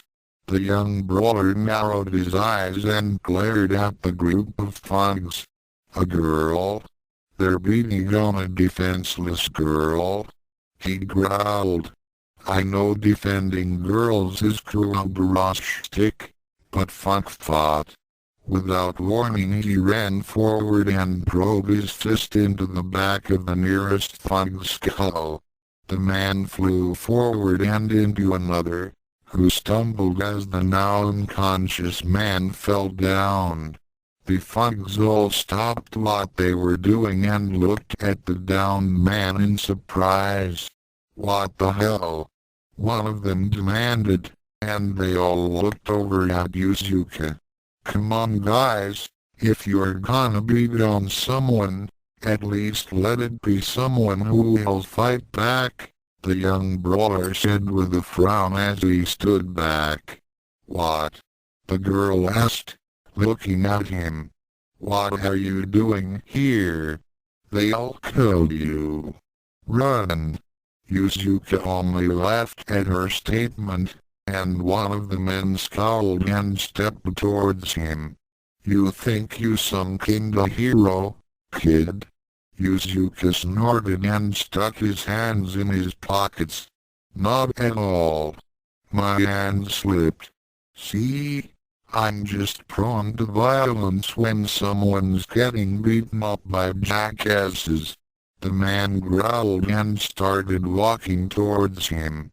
So now you're supposed to be cool or something? Hey, I'm just telling the truth, Yuzuka said with a shrug. Well, me and the boys are gonna fix them hands of yours, the thug said, reaching into a pocket and pulling out a pair of brass knuckles. No, run. You don't know what you're getting into, the girl said from the ground. Just forget about this. Yuzuka frowned and looked down at her. Hey, I'm not in the habit of running from fights, he said, looking up at the thugs with a grin. And I know damn well what I've got myself into here. Bring it, ass pirates. The thugs all smirked at him and started to pick up various things lying around, including steel pipes and iron rods, while one of them held up a chain and started to twirl it about. We're gonna enjoy this, punk. I thought I said bring it, Yuzuka said with a frown. I'm trying to be a gentleman by letting you take the first swing, but I don't have all the you know. They all growled and charged at him, and he switched positions, ready to react. When the nearest thug swung a pipe at him, he ducked under it and took hold of the pipe, then brutally punched the man in the nose, or so he'd thought. The man took a step back, but hardly looked hurt. Yuzuka was surprised by the reaction, but didn't have time to consider it and instead stepped around another attack. He slammed his knee into that attacker's gut and then, with the same leg, kicked out at one that was trying to blindside him, hitting him square in the chest and knocking him off of his feet. He turned around while ducking under the swing of a chain and slammed his fist into the chin of the man wearing brass knuckles, sending him a few inches into the air. He frowned as he considered the ruffians who were still standing with his fists still out. Did I get slower or something? He thought with a frown. You think you're really something, don't you, punk? The man with the brass knuckles said as he stood up. Yuzuka smirked and looked over at him. You clowns really think I'm dry? He was interrupted by sudden pain as a chain suddenly slammed into the side of his head. Yuzuka fell to one knee from the sudden pain, and his surprise lasted long enough for the same man to hit him again, sending him painfully to the ground. He clenched his teeth and started to move, but the man kicked him hard in the face, like a footballer trying to score a goal, and he was rolled to the side from the force of the kick. Ain't got much of a mouth on you now, eh, punk? The chain-wielding man said as he walked over to the downed teen and kicked him hard in the waist. Yuzuka grunted hard in pain, but said nothing, his mind reeling with confusion and shock. Let him go. The girl cried out. You shut up, you stupid little bitch, the brass knuckle user snarled. We'll finish punishing you when he's done. Yuzuka moved to get up, using one arm to hold his face. He got up to his knees and pulled his hand down and away from his face when he felt blood on it, and more of it dripped out of his nostrils. Shit, he thought as he started to stand up. What the hell's going on here? How did they get me so bad? One of the men swung a metal pipe into his back, hard. Screw you! Yuzuka yelled out as he endured the blow and grabbed the pipe, then used it to pull his attacker off balance and punch him in the nose at full strength. The man cried out in pain and Yuzuka was rewarded with a satisfying crunch of bone. The teen struggled to stand up, looking down at his fist in confusion. That should have taken his head clean off. Another man swung a pipe at his head from behind, knocking him off of his feet. You won't be getting up again, kid, the man said as he raised the pipe over his head and swung down, drawing a sickening crunch from the downed teen's body. -X Ranma -X 2 classes later, Ranma was airing the clock. After the first teacher left, Haruka stopped the note passing, explaining that the other teachers weren't as lax and would notice right away, so she was bored out of her mind. Ranma had managed to steer the conversation towards martial arts, though Haruka seemed to like racing of any sort as well. For some reason, the redhead felt as if Haruka was someone she could get to like, without the whole girlfriend thing coming into question. For one, they were both girls at the moment, and the blonde seemed way more level-headed than any of the other girls she knew. I'll have to see her sometime after this is all over, Ranma thought as she sat up and at the clock. It was finally time. She held up a hand. Sensei, she started. The slightly overweight man turned to face her with a frown on his face. Yes, Fujibayashi-kun, was it? The man said. Why yeah. I really need to go to the bathroom, she said, wincing and crossing her legs. The man sighed and waved a hand. You should have said something earlier, he said. Do you know where it is? Ranma nodded fervently. Well, go on, then. Yes, thank you, Sensei, she said, getting up and quickly making her way out of the room. She could feel Haruka watching her and glanced back, noticing the other team had another small smile on her face. Once she was in the hall, she looked around, and started walking towards the bathroom. Once she was out of view of the classroom windows, she closed her eyes and focused in on her eye.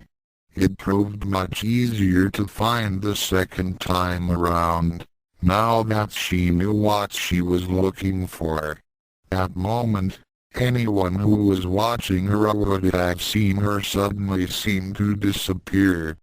X X Ranma ran, panting, along the sidewalk outside the campus. Man, this weakness thing really sucks. I've got to start working on it right away. I hope somebody at the dojo has a clue what the heck's going on around here. When she was finally 2 blocks away, she stopped and panted. The girl turned left into a construction yard and sat down in the dirt, sweat already pouring down her body. Man, she paused to gasp for breath. Didn't single quote no people could. She paused again. Pity this week. She sat there and caught her breath, and looked around the yard. But now what? How do I get to the frickin' dojo from Azabu frickin' Japan like this? She looked down at her body in disgust, and pinched her stomach, pulling on a layer of fat. I'll have to take a train, and that means tons of perverts. Gross. She gagged. The girl-only trains are a bit expensive, so it's not worth it. She frowned. How am I going to get on a train? I don't have any money on me. She frowned and her head sank. I can't walk all the way to Nirima. This body would never make it for one, and I could get attacked easily. An heiress should have a bunch of spending money. Oh. Does that mean I have to go back to the mansion? Will they let me leave afterwards? She growled in frustration and clenched her fists. What the hell am I supposed to do? She stood up and kicked a nearby stack of pipes, then yipped and started jumping up and down at the incredible pain in her foot. Ow! Ow! Ow! She fell down to her butt and cradled it gingerly. It's like I'm a little kid again. Damn it. At least the weakness Moxibustion hadn't taken away pain resistance. She growled and stood back up, then started walking through the construction yard. Damn, damn, damn. She sighed. Parents gone, dojo disconnected, body weak. Isn't there something I can do? Someone I can call? She started going over the people she knew in her mind until she noticed a dark spot on the ground out of the corner of her eye. She blinked and quickly looked up, noticing the form of a uniformed schoolboy, lying face down in the dirt. He looked slightly familiar. Hey, wait, Her eyes widened as she recognized the boy as the one she'd run into that morning, and she quickened her pace until she was by his side. As she knelt down, she noticed that he was severely beaten, bleeding with bruises, welts and shallow cuts covering his face and body. He was unconscious, and the caked blood in the dirt beside him said he'd been like that for a little while now. Hey! Wake up, damn it! She gingerly rolled him over and opened his jacket, then pulled up his shirt. Luckily there were no knife wounds, but it looked like a rib or two was broken, maybe 3. She couldn't see any other serious injuries, but he was already badly hurt, and just because she couldn't see it didn't mean it wasn't there. Shit, he's screwed, she muttered. Did he get into a fight with Yakuza or something? She muttered. Looking his body over, she could tell that he wasn't very fit. He actually looked kinda pony. Suddenly, she felt a spark as she noticed someone nearby was watching her, and quickly turned around, looking up at the branches of a tree whose trunk was beyond the wall enclosing the construction project. "Who's there? Did you do this?" she demanded. She waited for a response, but it never came. Scowling, she stood up and pointed at the tree. "I can tell you are there, you bastard. Haitian. Not bad for a weak human."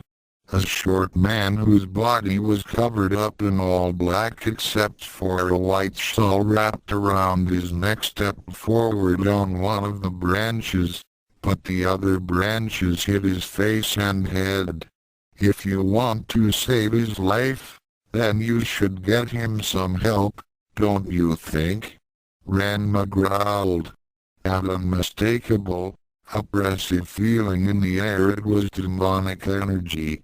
Weak, but Yuki was Yuki. "So, you did it, then?" she asked, growling. "HMPH.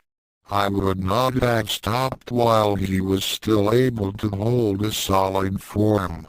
The demon snorted. "And even if I had, you're fooling yourself if you think you could fight me." Ranma scowled. "Why are you here?" she demanded.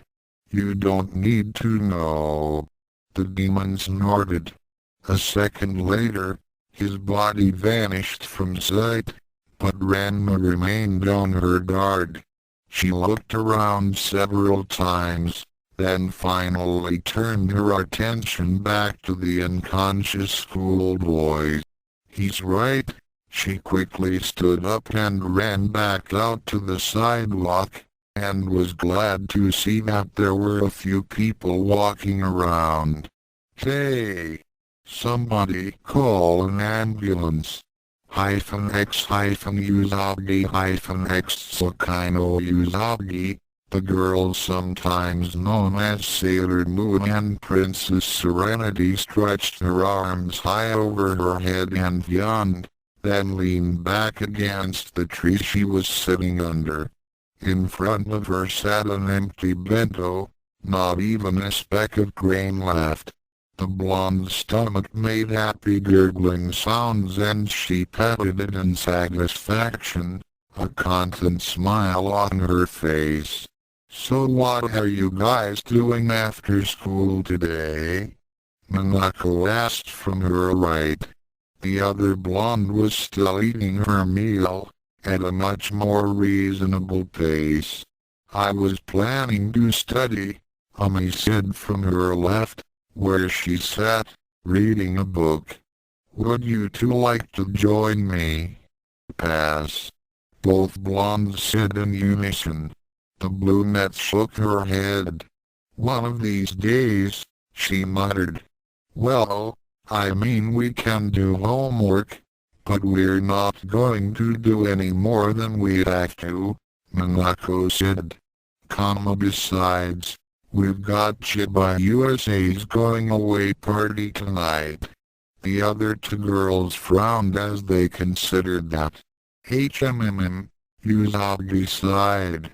I wish Momo-chan would take me out for a date after all of this. Minako frowned. Didn't you go on one yesterday? The other blonde blushed. But it wasn't enough. I want more. More dates. More. You're already spoiled as it is, Minako snorted, looking away and crossing her arms. You've got that poor man wrapped around your little finger. Usagi giggled. I know, isn't it great? He's older, he's got money, he's smart, mature, and he's all mine. Minako growled. But don't get full of yourself. If it weren't for him, I bet you'd be single until you were 30. Usagi gasped at the other girl's comment. Hey, take it back. Oh yeah? Minako smirked. You really think you have what it takes to reel a man in? Usagi shrank back at the comment, and the other girl continued. What grade are you getting in home economics, HMM? Minako grinned and leaned in on the odango-headed girl and poked her in the stomach, which was a little flabby. And what about this, eh? And you're a little short on the goods up top, too. That's enough, Minako-chan, Ami said, not looking up from her book. I seem to recall your last batch of chocolate chip cookies were made into industrial-grade charcoal. Minako gagged. Hey, that was just... Chocolate chip cookies aren't particularly important, you know, she said. And neither is what grade you get in home economics, or having a flat belly, or large breasts. She paused and cleared her throat. Usagi-chan is a kind, loving girl and I just cannot see her being alone until she was 30. It was Usagi's turn to smirk at the other blonde, who had eased up off of her and was looking sheepish. I would say 29 at the latest, Ami said, to which Minako snickered, and Usagi frowned. Hey! Ami-chan, whose side are you on? Usagi demanded, turning to face the other teen. Well, Usagi-chan, you've got to admit, unfortunate as it may be, men have traditionally preferred practicality and good looks over. She was interrupted by a beeping noise, and stopped talking altogether. Huh? Why did you start beeping? Minako asked, peering over Usagi at the blue-haired girl. That was the Mercury computer, not me. Ami said, reaching into her bag and retrieving the device. Oh. Minako looked down at the compact computer and raised an eyebrow. Have you ever considered upgrading to a tablet? Those things aren't hardly upgrades, Ami said with contempt. Gimmicks at best. Touchscreen keyboards are always either too sensitive or undersensitive, and they never work the way I want them to. I haven't seen any tablets with a satisfactory OS yet. Either they always have such limited functionality that you have to pay additional fees to even use. I suppose I could write my own OS, but then the warranty would be voided and the hardware is just not worth the money. When they make a pressure-sensitive tablet with a fully functional OS, then I might consider it. But until then, She muttered something that sounded rather unkind about tablets and tablet owners under her breath.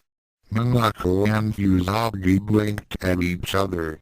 Okay, geez, sorry I asked. Minako muttered. HM? Oh no, it's quite alright.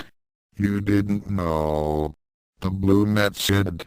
More importantly, the Mercury computer seems to have picked up some strange energy signals around the city. Is it an enemy? Minako asked, tilting her head. It's not anything we've ever encountered before. No, she said. Not a Yuma, or Daimon, or anything like that. It's more of a static field of raw energy, though they seem to be slowly disappearing. She frowned. Though there does seem to be one source of negative energy. It's right here in Japan. Usagi frowned. Should we investigate it? Minako asked. What? But lunch is almost over, Usagi said in a half-line. That's not what's important here. Ami said. I say we should indeed investigate this matter. It's not too far. X X a 20-year-old looking Usagi walked beside Minako and Ami on a populated sidewalk. The blue-haired teen was watching both the road ahead of her and the screen of her mini computer. That disguise pen is really nifty, Minako said, looking around. Not a single person has hassled us for being out of school yet. I know, right? Usagi said with a grin. Don't even think about using it to skip school. Ami said in a stern voice. Hey, that's not a bad idea, Minako said, sharing a look with Usagi. Ami sighed. We're here, she announced, looking up. Huh? The other two girls stopped behind her and looked up as well. There was an ambulance with a young man in a partial high school uniform being loaded upon a stretcher.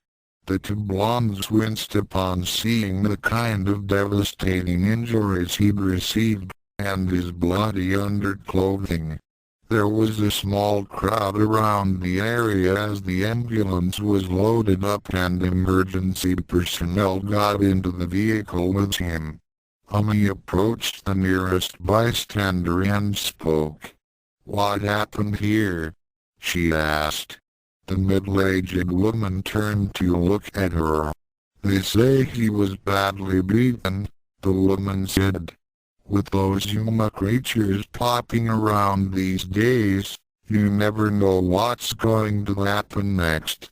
She shook her head. That poor child. Ami nodded. Sorry to bother you, she said. Not at all, the woman replied. Ami turned around and walked over to the other two teens as the ambulance's sirens began to wail and it pulled away. Did you hear that? She asked. Usagi nodded. You think it was some creature? Ami tilted her head, her face betraying her confusion in the matter. Most of the enemies we've run into now have used magical methods to extract some sort of item or energy from the victim. This was a savage beating, she said. What could it have to gain from doing that? Maybe it was bored? Minako asked with a frown. Monsters aren't exactly nice, you know. HM.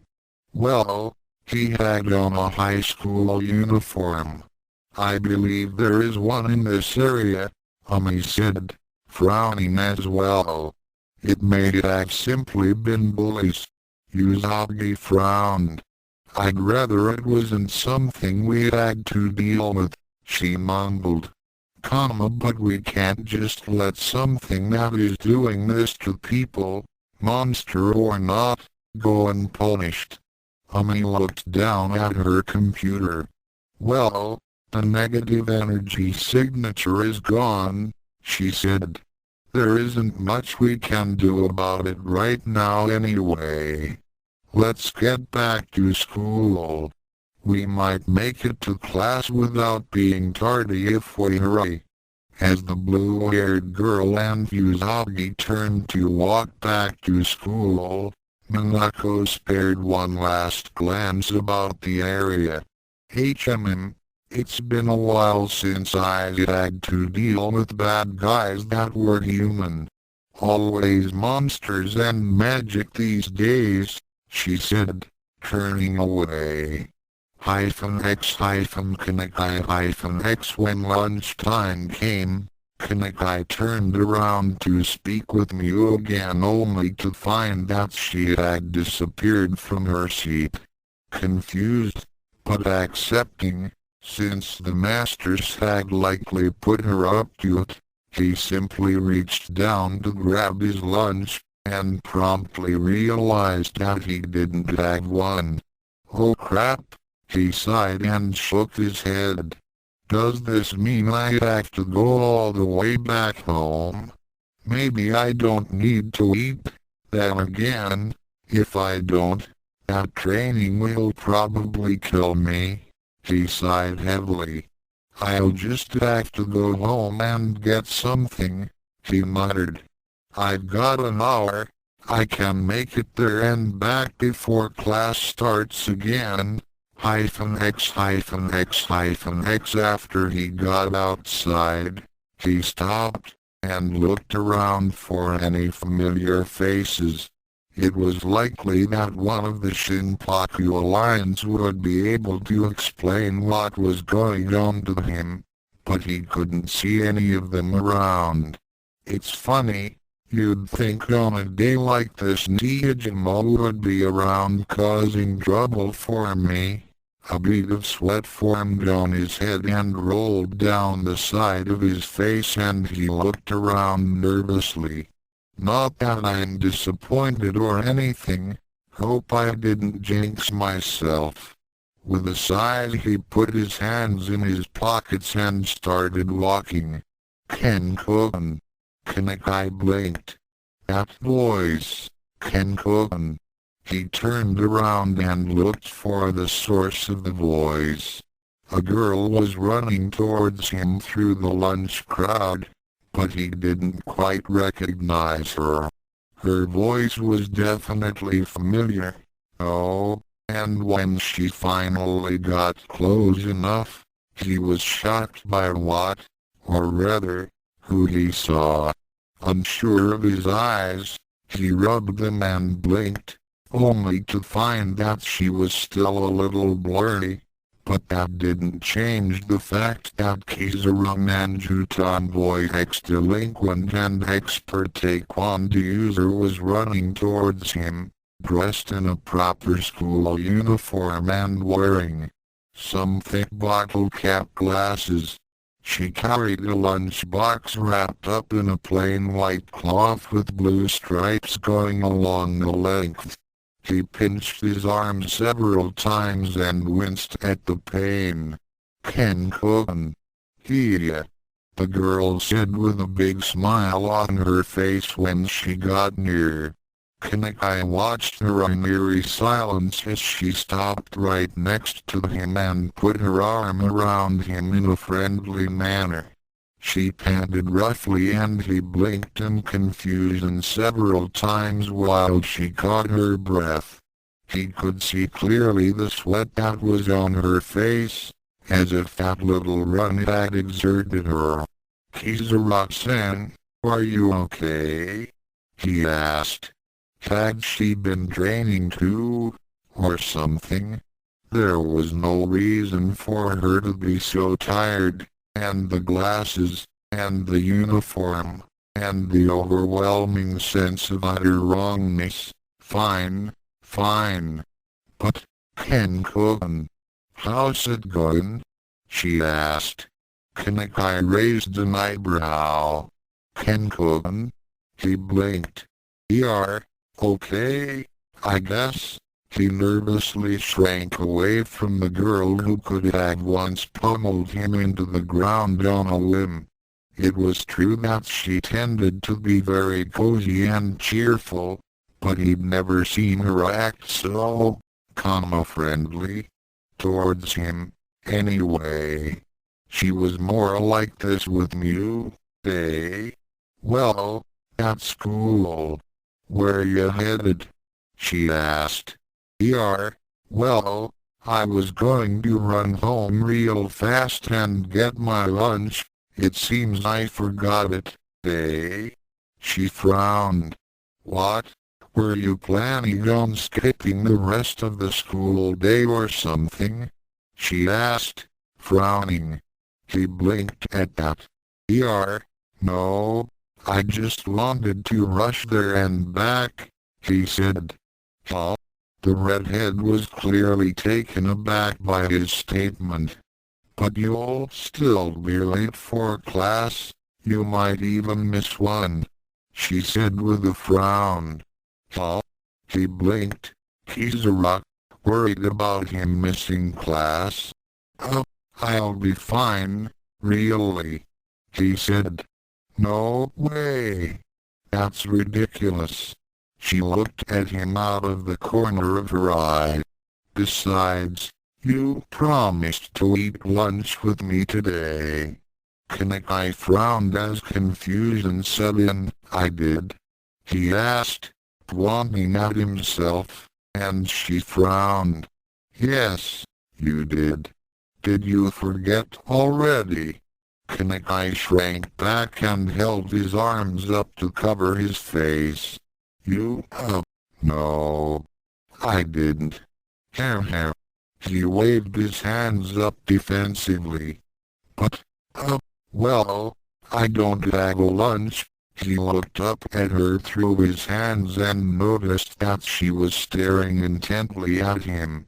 After a moment, she blushed and looked away.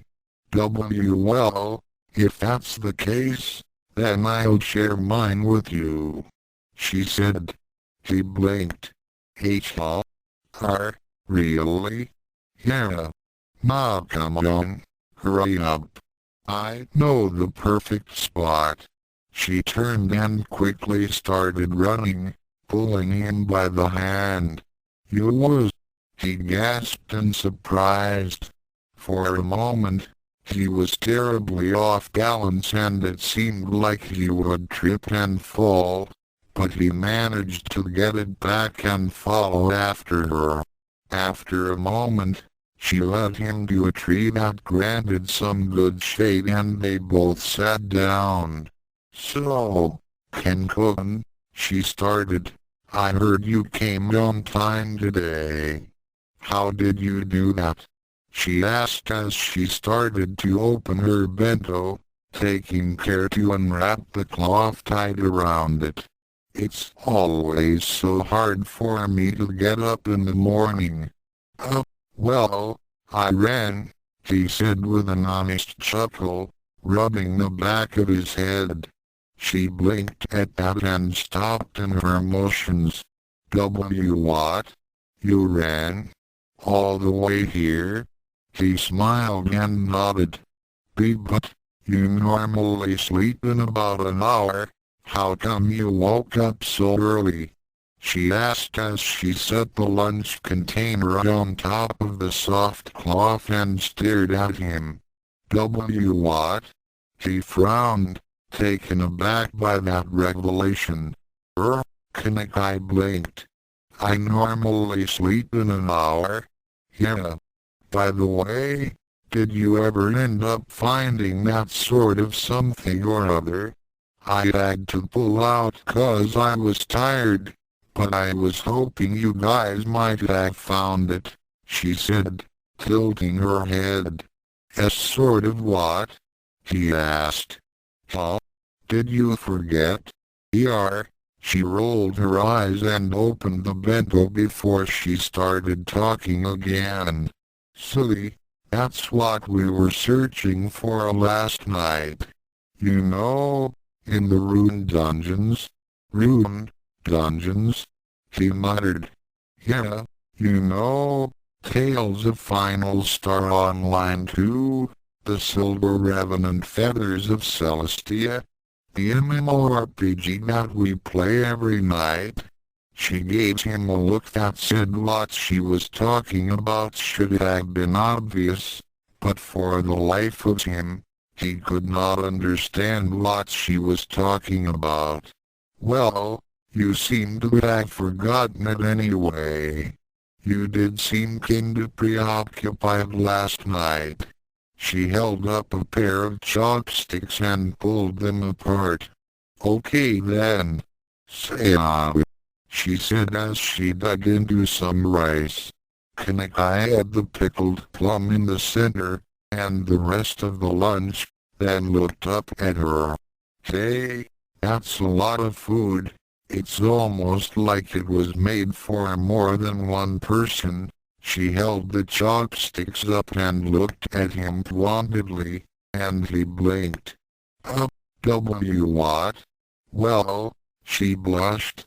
I only have one pair of chopsticks, so we're going to have to take turns eating. Okay. Say up. All right. Say up. He shrank back from her for a moment and shook his head. Wait, I'll be fine with your scraps. You don't have to go this far. What? No, we're taking turns.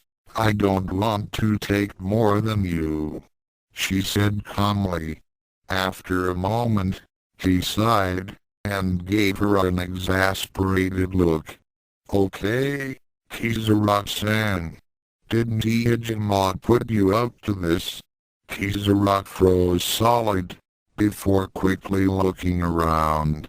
Seeing no one around, she leaned in close and he started to sweat nervously.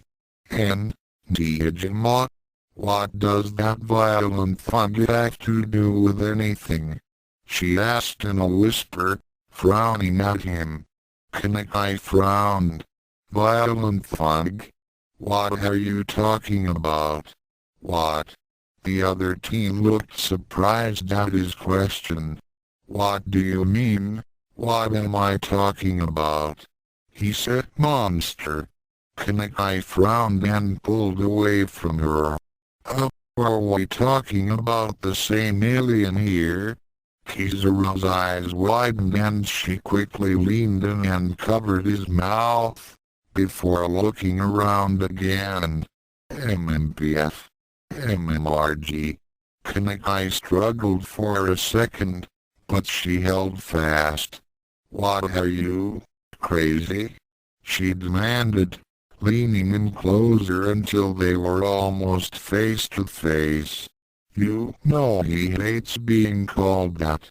Are you trying to get yourself killed, Kenko-kun? Kanakai frowned and grabbed her hand and pulled it away easily. Oh yeah, that's really funny, he said. Iijima put you up to this, didn't he? This is just the kind of thing that guy would do, he said, shaking his head. Crafty little bug, but I gotta wonder how he managed to get the whole class to. He frowned and tilted his head. But then the teacher, Kizura, just stared at him, a blank look on her face. Kenko-kun, are you okay? Huh? Kanakai frowned. Kizura-san, since when do you call me Kenko-kun? HMM? Since middle school, you dork, she said with a grin, before slapping him on the back. In middle school? Kanakai's eyes widened. Me? But we didn't. I didn't meet you until high school, he thought. Didn't Iijima really think this out that far? That jerk? What's he trying to do? He huffed and sighed. Sheesh, you're being weird today.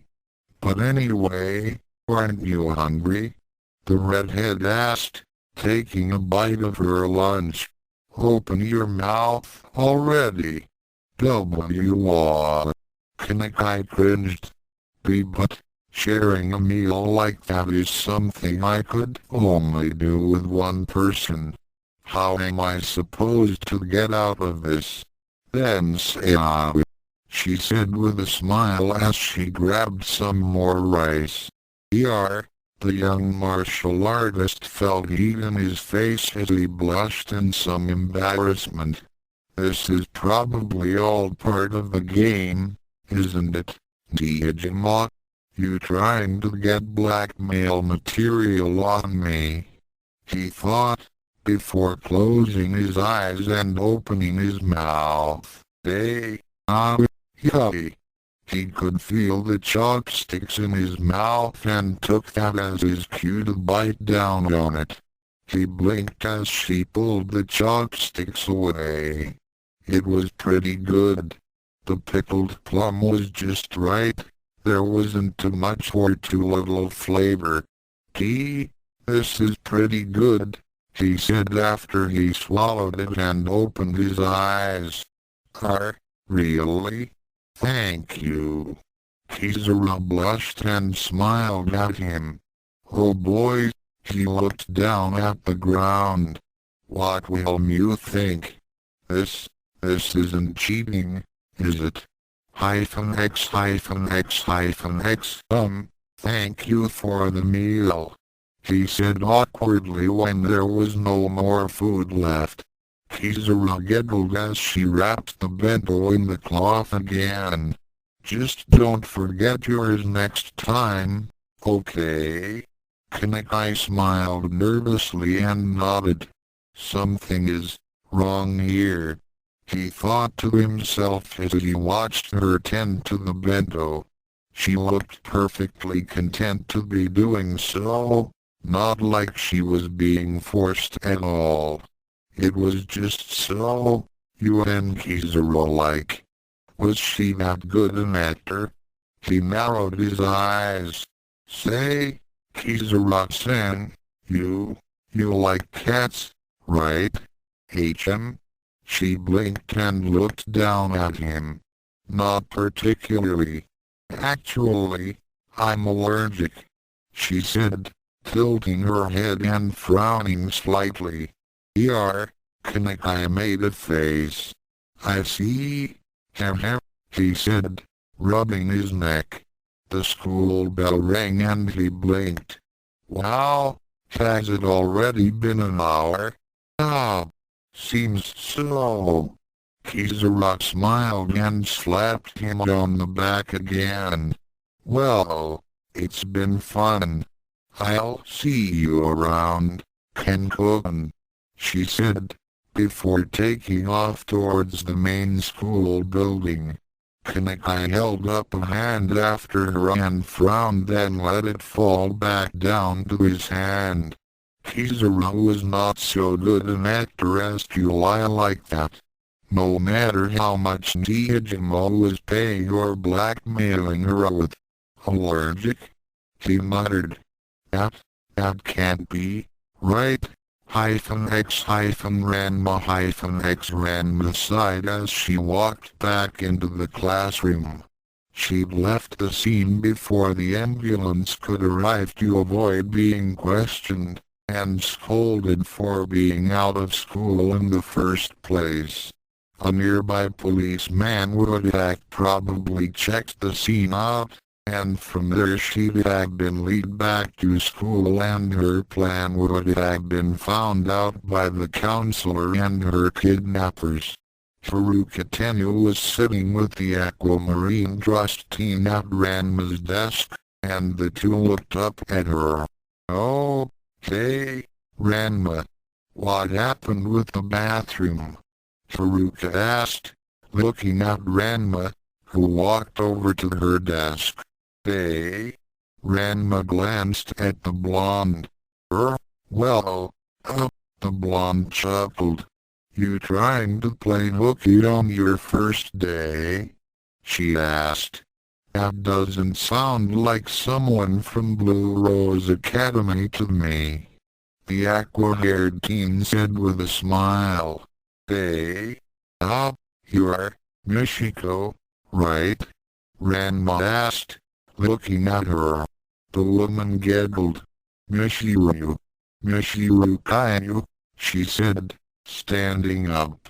Forgive me, I was rather blunt, wasn't I? And stealing your chair no less.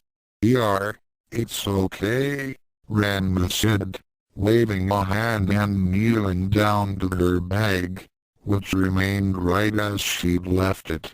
I'm actually about to go back out. But lunch is almost over, Haruka said. You're not really trying to play hooky, now are you? Well, Ranma looked up at them, at a loss for what to say. I have somewhere I really have to go. Why can't you just go after school?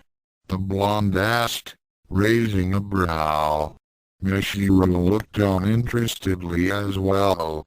You can even have your chauffeur take you. She said the last part with a grin. Ranma frowned. There was no need to explain exactly what was going on yet, especially since it was bound to be so unbelievable to a couple of normal people. It's someplace you won't want to take me. At least, I don't want him to know about it, she said with a shrug. They think I'm going nuts at my house. Haruka blinked. So you do have a chauffeur? The blonde asked, grinning at the shorter teen. I guess, the teen shrugged. I can't afford to get too distracted here. I've got to get to the dojo. She rummaged through her bag, but saw only notebooks and school supplies. Nothing resembling a purse or wallet. Damn. Now how am I supposed to get to the damn dojo? She sighed and stood up, then dropped down into her chair. What's up, Red? Ranma took a second to realize that Haruka was talking to her. I don't have my wallet, the redhead sighed. I kind of need to ride a train to get where I'm going. Haruka and Michiru glanced at each other, and shared a smile before looking down at her. Where do you want to go? Haruka asked, raising an eyebrow. A dojo in Nirima, Ranma said with a shrug. Nirima? The blonde asked. Why go that far for a dojo? The aqua-haired teen asked. There are a few around here, aren't there? Well, I know that one pretty well, she said with a shrug. Nirima is 2 districts over from Minato, isn't it? Michiru asked. Is this place that good? It's only 30 or so kilometers, Haruka said, waving a hand. Not a long train ride. Millimeters. Well, still, I can't walk that far, the redhead said. Haruka smiled, and Michiru glanced at her. Dear, you're not thinking of, well, why not? The blonde asked with a grin. If it's so good that she'd be willing to jump on some pervert-infested train instead of ride with her chauffeur? Sounds interesting. Well, the green-haired teen sighed and said, I suppose it wouldn't hurt. Perverts tend to lose fingers around me. Ranma said with a snort. Haruka's grin widened. Well, why don't you just ride with us after school? I'd like to check this place out, the blonde said. Really? Ranma's eyes widened. But, you don't have to go out of your way for me like that, I mean, after all, we only just, huh? You have a car? Sure, on both counts. And don't worry about it, Haruka said with a wink. Haruka just can't leave a beautiful damsel in distress alone, Michiru said with a smile. And we weren't planning to do much today anyway. We seem to have a lot of free time these days. Ranma blinked, then chuckled nervously. Right, damsel. She looked away from the two and felt a bead of sweat drop down the back of her neck. Oh boy, I can see this going wrong in a few ways. The martial artist turned back to them and smiled and nodded. Yeah, that'd be great. Right. Make sure to let your people know that you're going to ride home with friends then, Haruka said with a chuckle. Right. Ranma looked down at her cell phone and picked it up, then started looking through it. Unsurprisingly, she didn't recognize any of the names there, and Mitsukoshi wasn't one of them. The closest thing was Mikan, which she assumed was a friend of the phone's actual owner, if there was such a person. Ranma blinked, noting that the first three kana for Mikan were the same as Mitsukoshi. Maybe. The bell rang and Ranma then frowned. I'll just wait and see what happens. X. Several hours later, Ranma walked over towards the front of the school, where Mitsukoshi and the limousine waited for her. She walked over to him and held up a hand as he opened the door. She blinked trying to figure out how to regard the man. I've got to convince him that I'm going along with their little plan, she thought, steeling herself. Here goes. Her face lit up with a megawatt smile, and she opened her mouth, cranking her pitch up 3 octaves for good measure. Mikan. I made some friends today. The man blinked at her, then smiled back. Oh, so you're back to normal, are you? I told you you'd have fun here, he said. Ranma hid a smirk. Yep. My friends just invited me to go out and do karaoke with them. She giggled and gave him a double-fisted smile.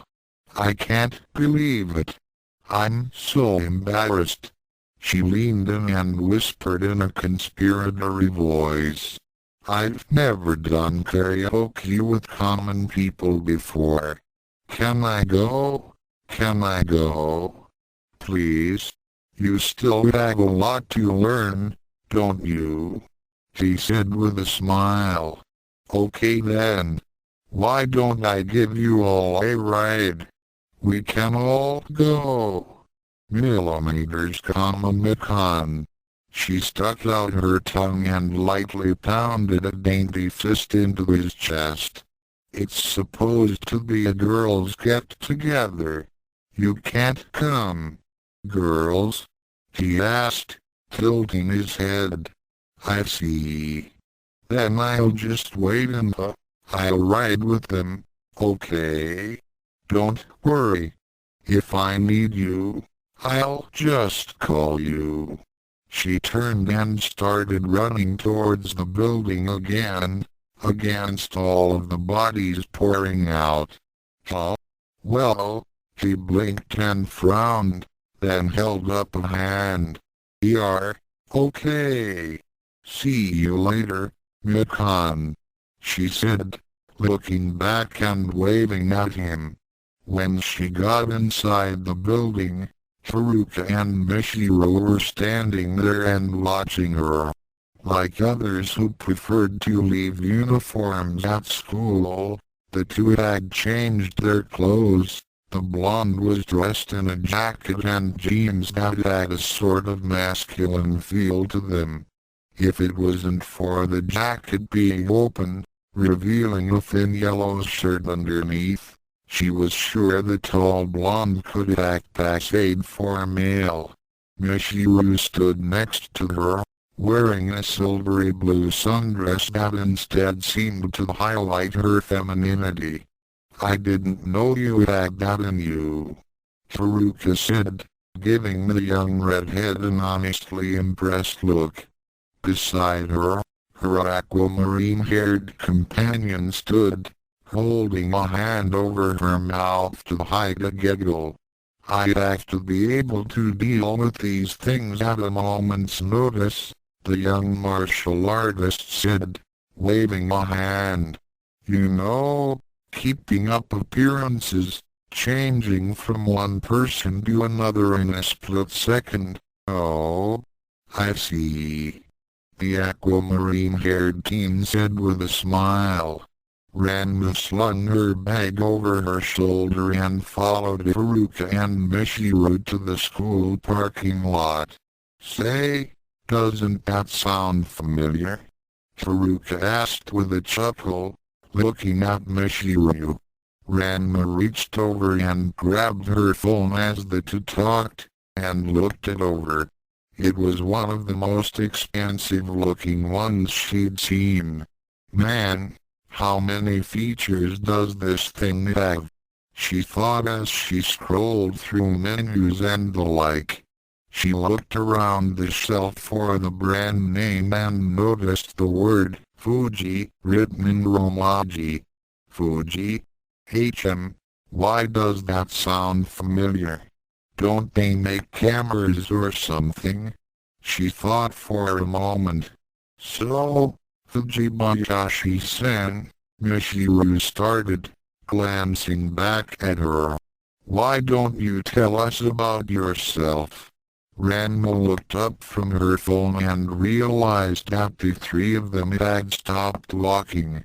She processed the questions she'd been asked about a second later as Haruka was opening the door to a rather shiny and comfortable-looking sports car with a convertible top. "Hey, please, call me Ranma," she said. "Wait, this is your car? "Yup," Haruka said as Michiru opened the door to the passenger side and got in. "Come on, climb in." As she said that, the top began to fold back, and Ranma stared at it in awe. "Wow, you guys must be loaded." She was surprised when the two in the car looked at each other and started laughing. "Hey, what?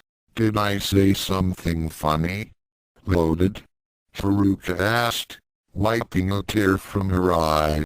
"You're the Fuji Corporation's X-C.E.O.S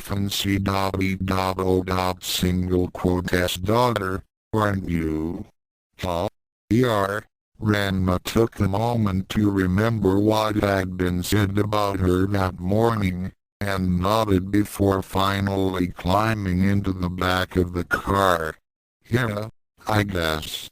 You could buy a handful of these with your weekly allowance, couldn't you?" the blonde asked, smirking at her. Ranma blinked. "Really?" She glanced down at her phone. "Fuji? Maybe I should look into this," she shrugged.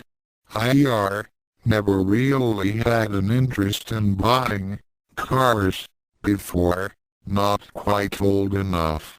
I figured they were super expensive too." She shrugged.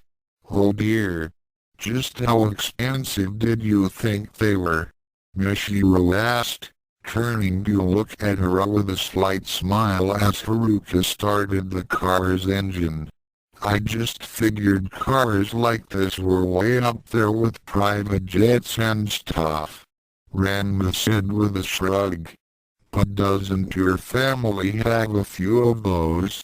Haruka asked, looking into her mirror as she backed out of the parking space. Most high-up company officials in a business that large tend to, I think. Oh, Ranma's mouth opened and closed several times. Hey, heck. Let's change the subject. It'll just sound like I'm bragging if I talk about me, you know. Michiru tittered, covering her mouth with a hand, while Haruka chuckled again. You don't have to worry about that with us. We're not exactly struggling ourselves, the blonde said as she pulled out into the street and joined the flow of traffic.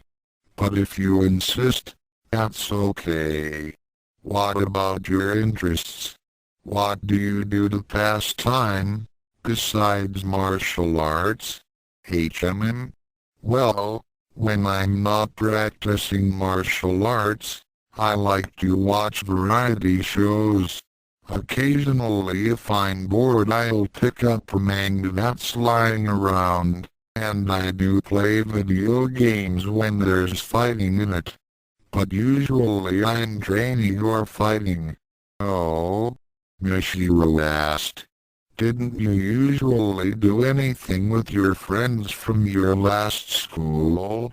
Ranma blinked, then shrugged. Well, yeah, I guess.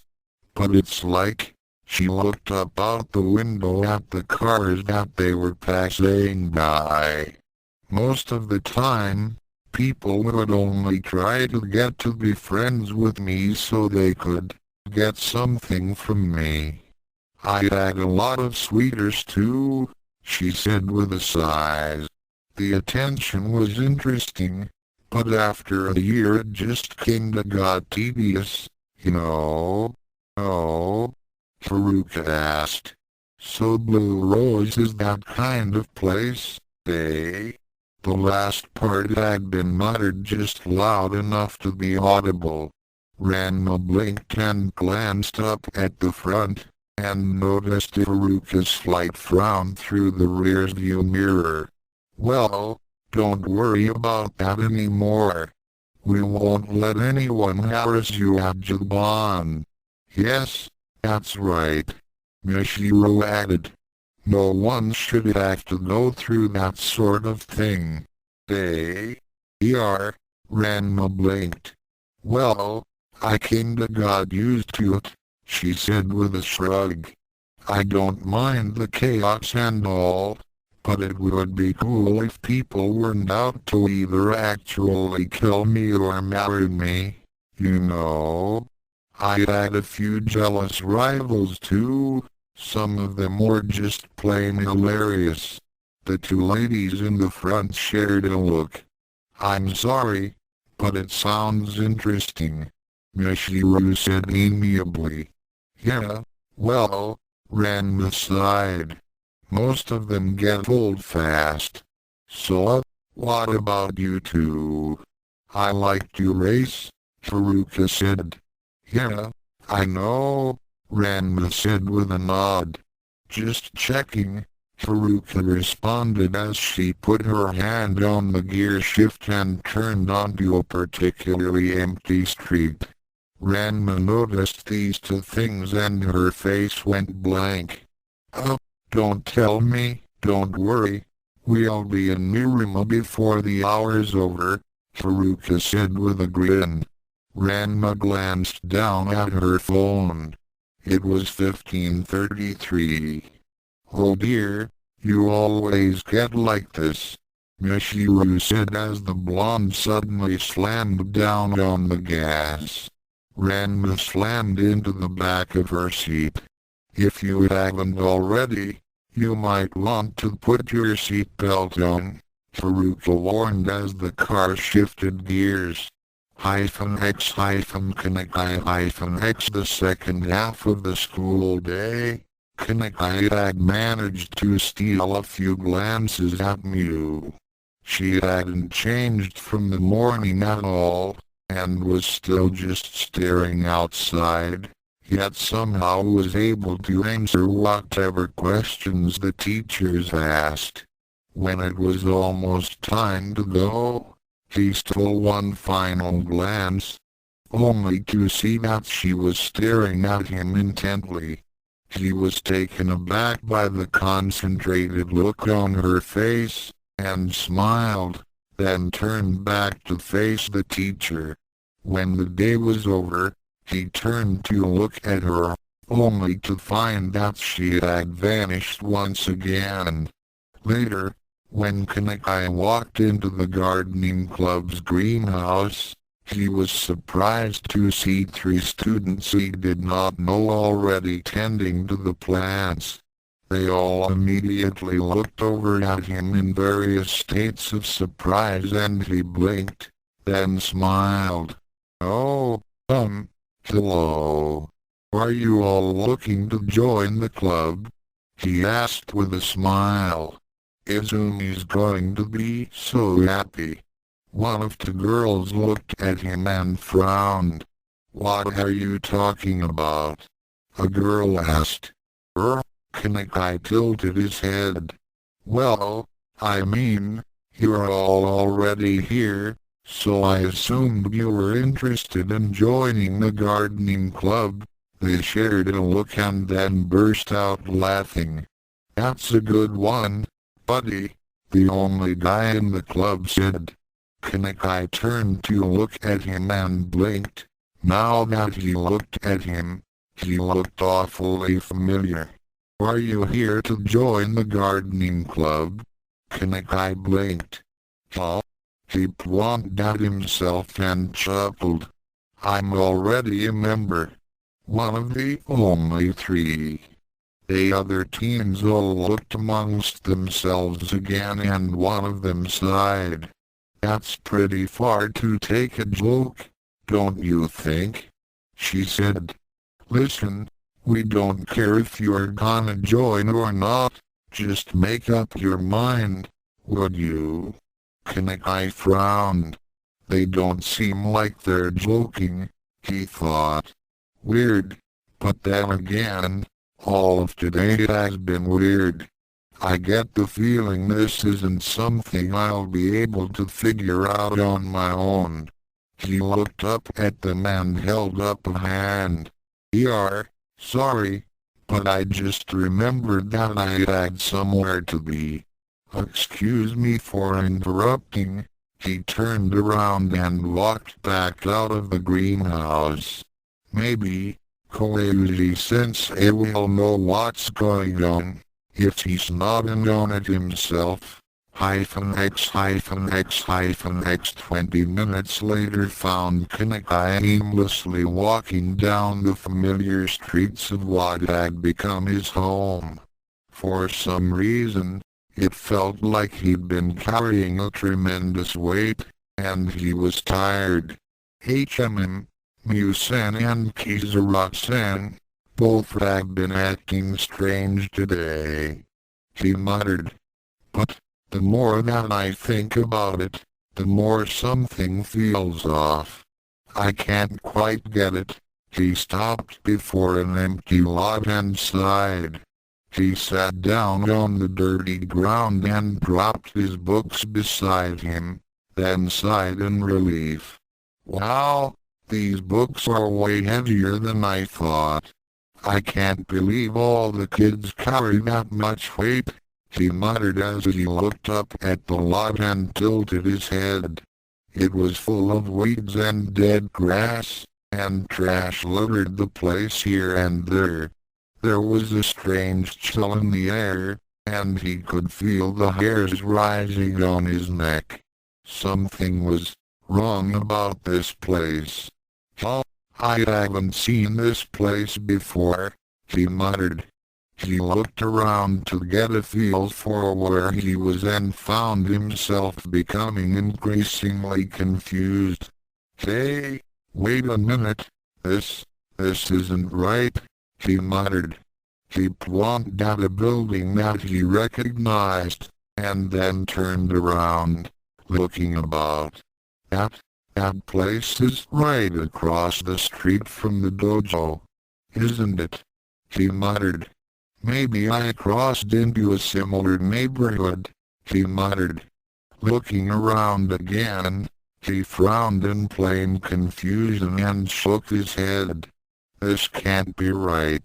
A neighborhood that looks that similar to the one I've lived in for the past year? Are they getting that generic? He muttered. He sighed and slid back on the ground, hitting a piece of wood with his hand. Surprised, he turned around and looked down at the piece of wood, and his eyes widened and shut for the nth time that day. Ryozan, the last kanji was missing, as the sign was broken, but it was definitely the sign that hung above the entrance to the dojo. His head whipped up and he looked around the empty lot in confusion. As he did so, some of the landscape began to look familiar to him. He closed his eyes and focused on a mental image of the dojo from where he had been sitting, and then opened them, and found that the two almost matched perfectly, with one rather large exception. Where did the dojo go? Ranma a short time later, the three cruised down a freeway off-ramp at a more relaxed pace. What did I tell you? Within the hour, Haruka said, as they pulled off towards a traffic light. Why yeah, Ranma straightened her shirt out and started to tie her hair back into a pigtail without bothering to check and see if the blonde was right.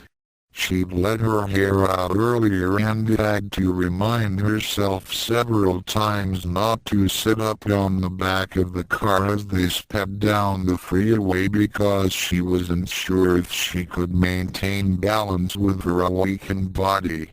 Man, that was awesome. First thing I do when I get back is learn how to drive a car. So, Haruka started. Which way from here, do you know? Huh? Oh yeah. Ranma quickly looked around and for the first time felt at home as she recognized the area. Hang a left and go straight, for up, 13 signals, okay, the blonde said as she switched lanes and made the turn. So, anyway, Michiru, you don't mind if I call you that, do you? Ranma asked. I don't mind, the aquamarine-haired teen said. You said you were into playing the violin and swimming, eh? Ranma asked, looking at Michiru. At school, I can't say I know much about classical music. Oh, I can play more than classical music, Michiru said.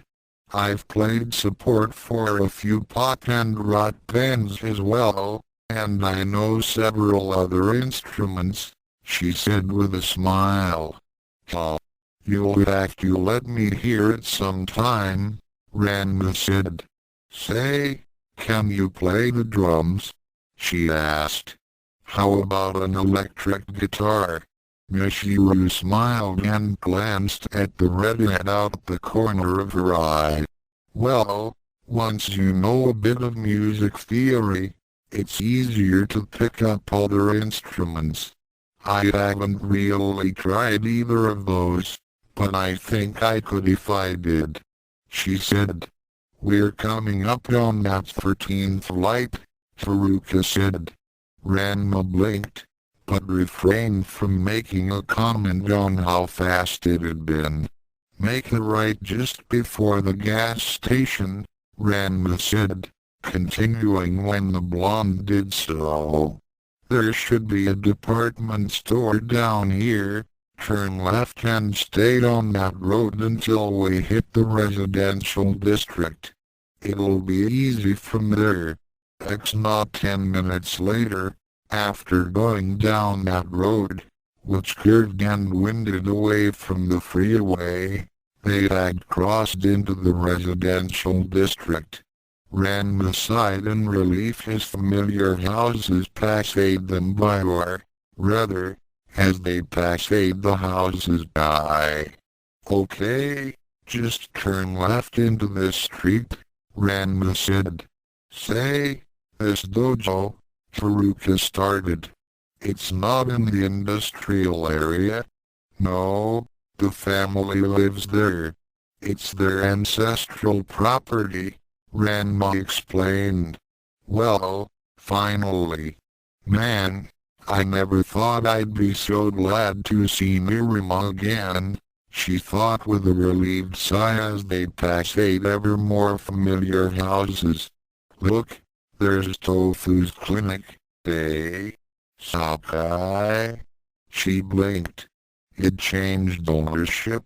Maybe that's why I haven't seen him around. Huh?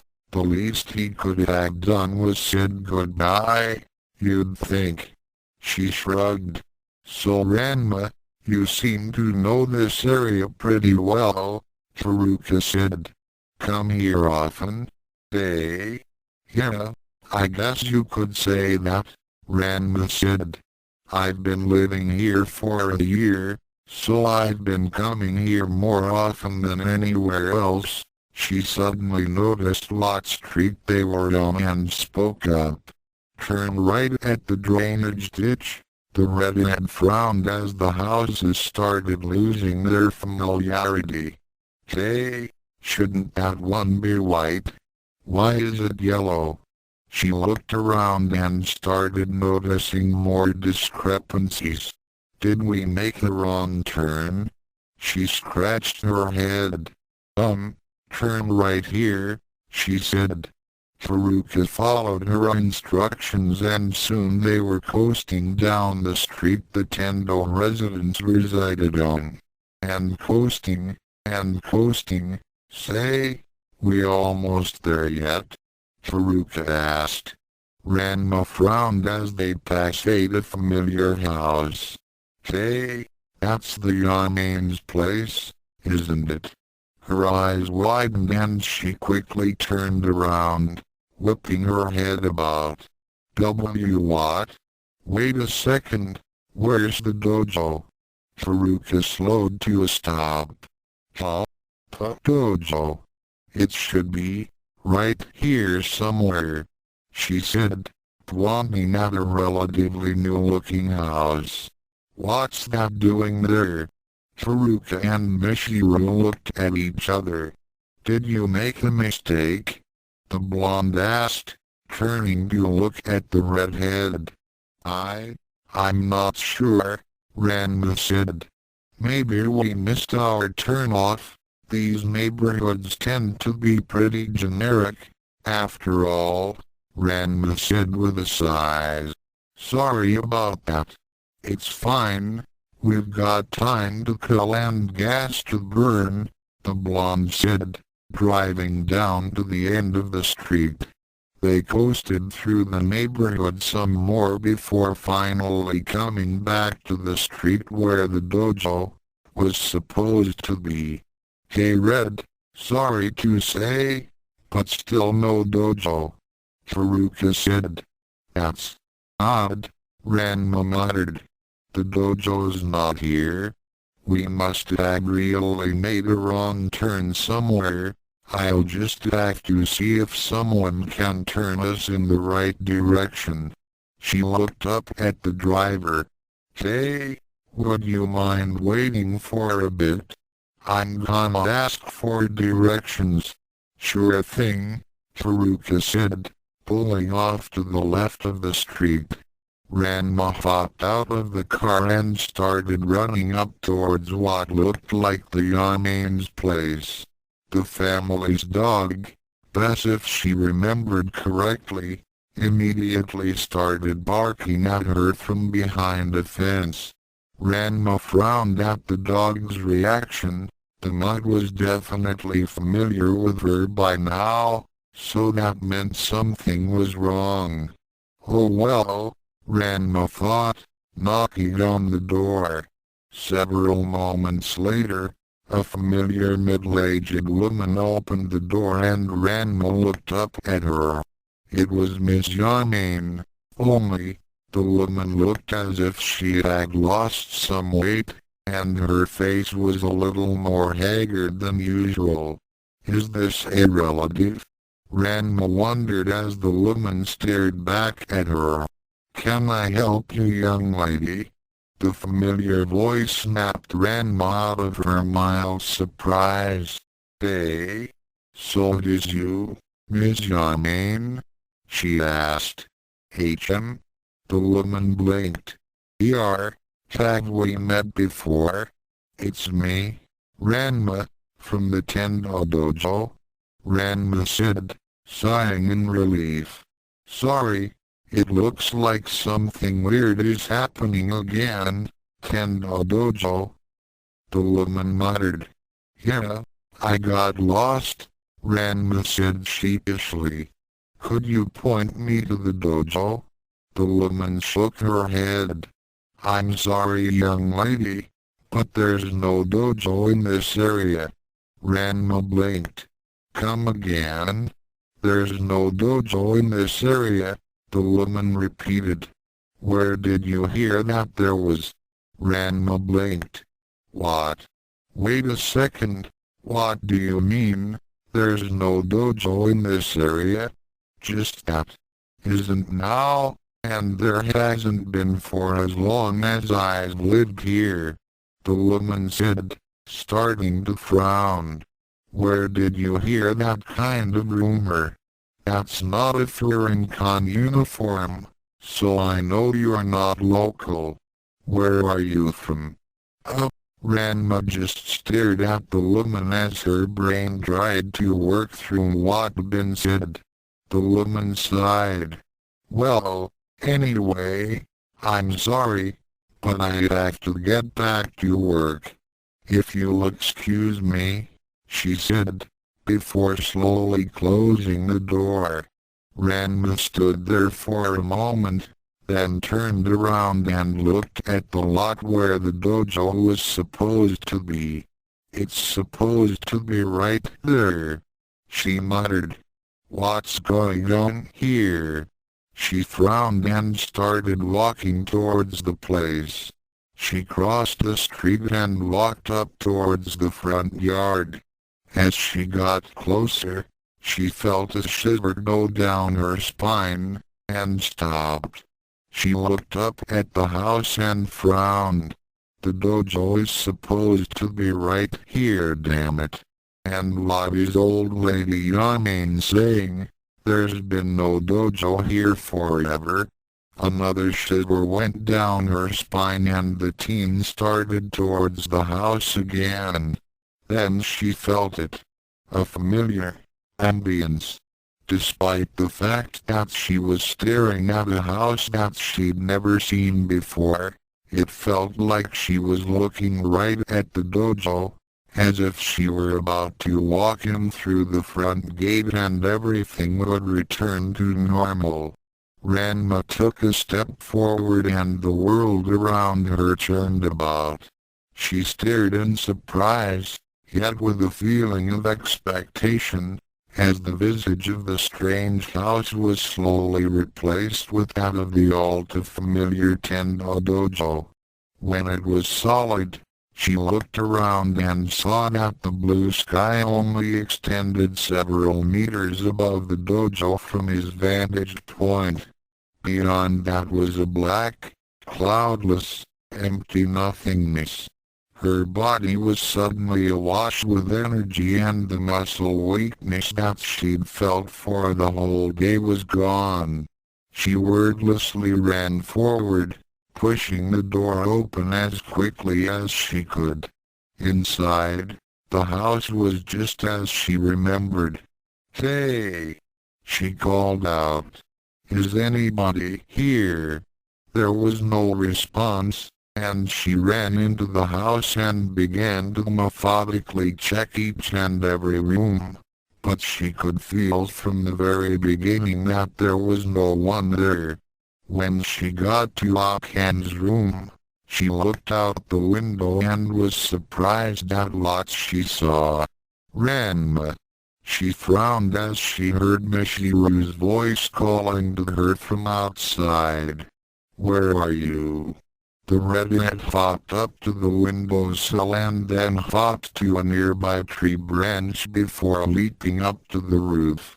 She stared up at the sky and her eyes widened with surprise as she noticed that it was slowly disintegrating. What the hell is going on here? Ranma, is that you? She turned towards the voice and ran along the roof of the house until she spotted Michiru and Haruka standing over the koi pond. Huh? She frowned. You guys are seeing this too, right? The redhead called out to them, and they looked over at her. What? What are you doing up there? Haruka cried out.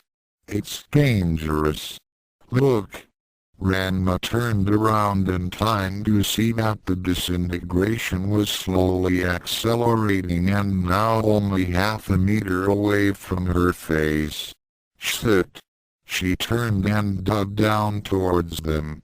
She landed right in front of them and rolled forward before jumping up to her feet and turning to look up at the sky.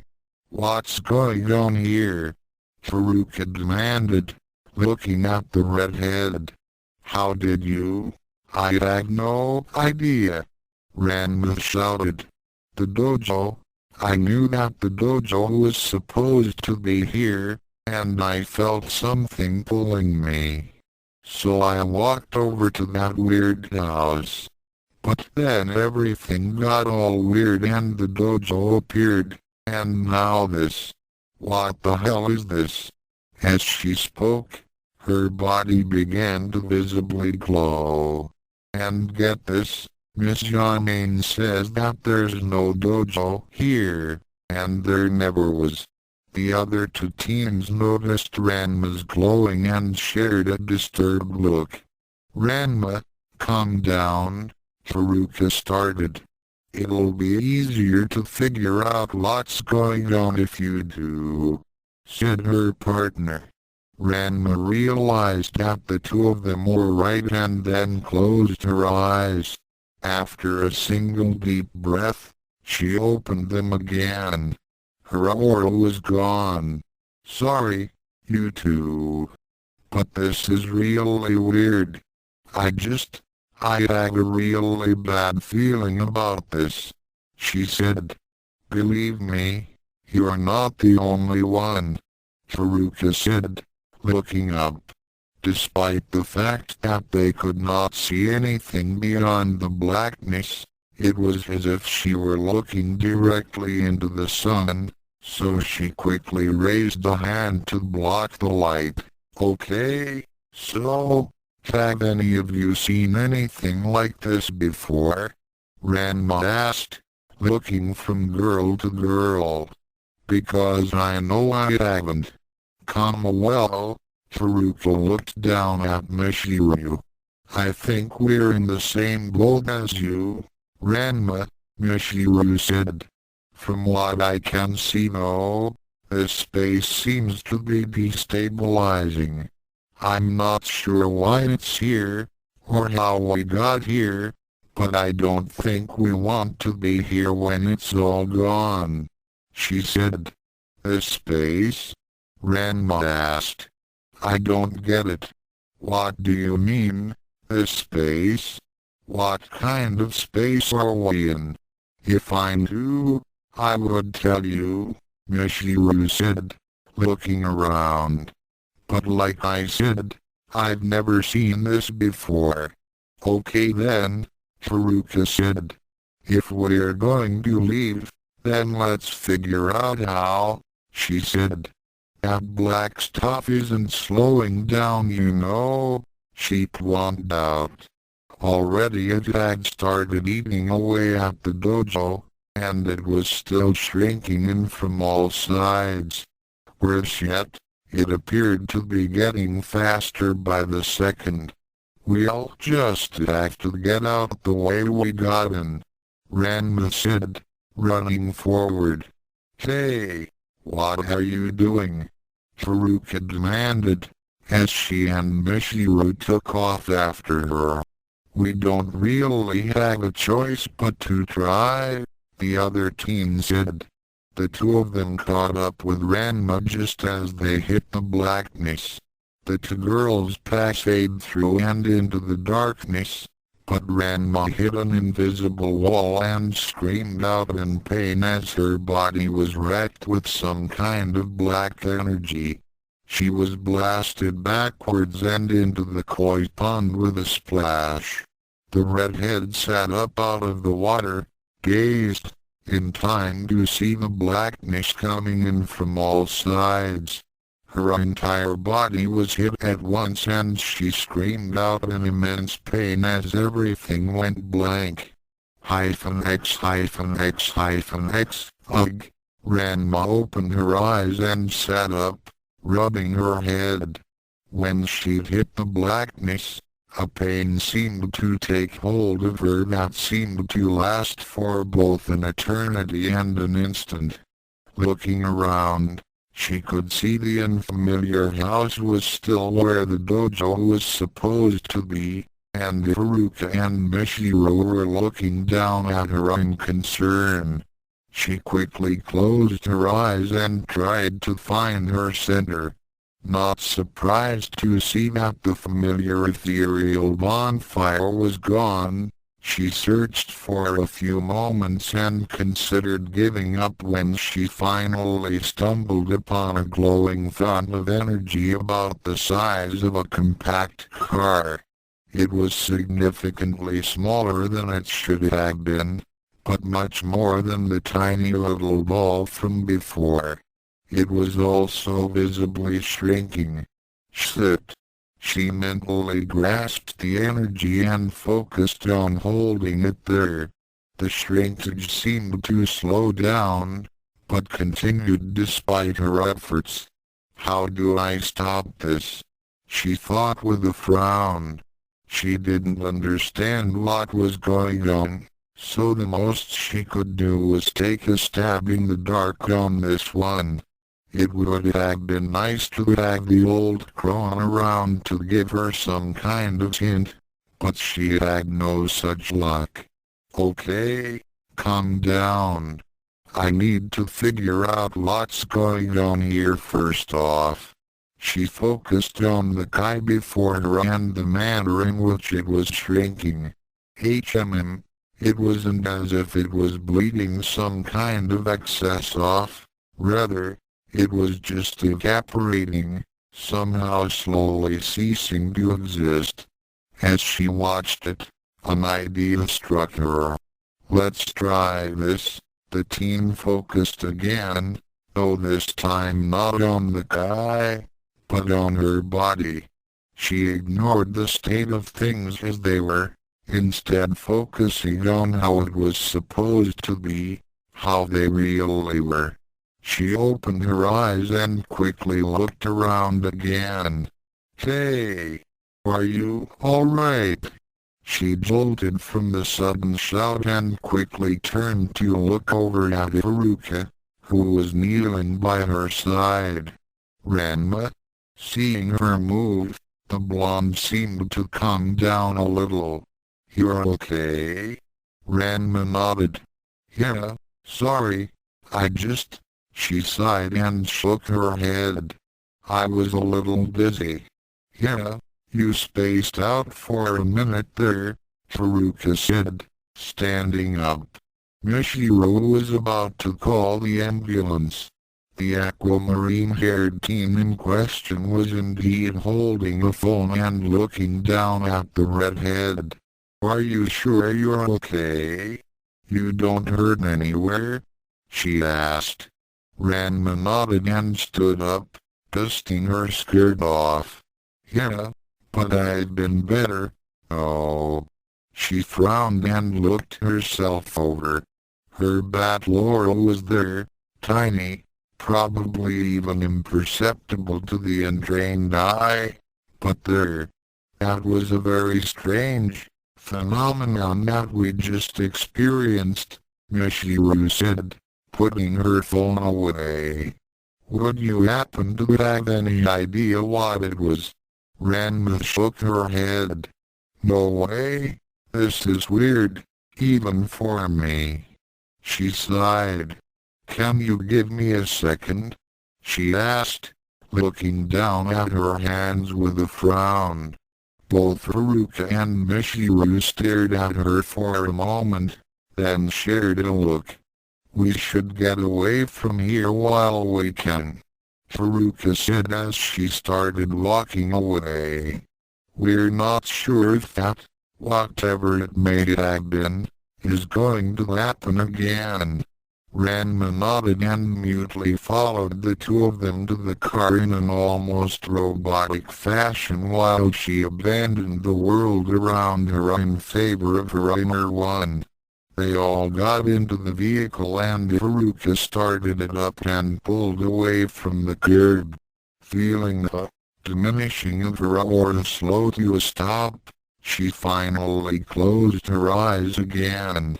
The mental representation of her life force's reservoir appeared immediately.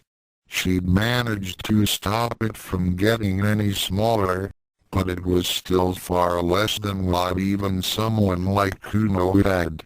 She opened her eyes and looked down at her body. Physically, she was still the same as she'd been that morning, with an embarrassing bit of flab on her stomach and waist which she could grab between her fingers. It didn't hang out or anything, but it was still very, very wrong. You sure you're okay? Haruka asked, glancing at her in the rearview mirror. You're spacing out again. Ranma nodded and sat back in her seat. I'm just wondering what the hell that was, she sighed, rubbing her head. This is just frickin' great. I don't know what's going on anymore. Sorry to drag you guys into something weird. I'll understand if you don't want to be around me anymore. Michiru looked back at her, frowning. Nonsense. What sort of people could abandon you to something like this? She said. Still, you seem to be a bit wholly unaffected by the situation yourself. Yeah, Haruka said. Most people would be freaking out right about now. Like, remember that time that evil sorcerer took over the airport and threatened the Senshi with the destruction of Tokyo? Mass panic and confusion. At Ranma blinked. Sorcerer? Senshi? What the heck are you talking about? The red-headed teen asked. When did that happen? About a year and a half ago, wasn't it? Haruka asked, glancing at Michiru. I believe so, the aquamarine-haired teen nodded. It was on national television. Ranma frowned. A year and a half? That meant it would have happened right around the time she'd gotten to Nirima, maybe a few months after. She couldn't be exactly sure. What? I'd remember something like that. What kind of senshi are you talking about, anyway?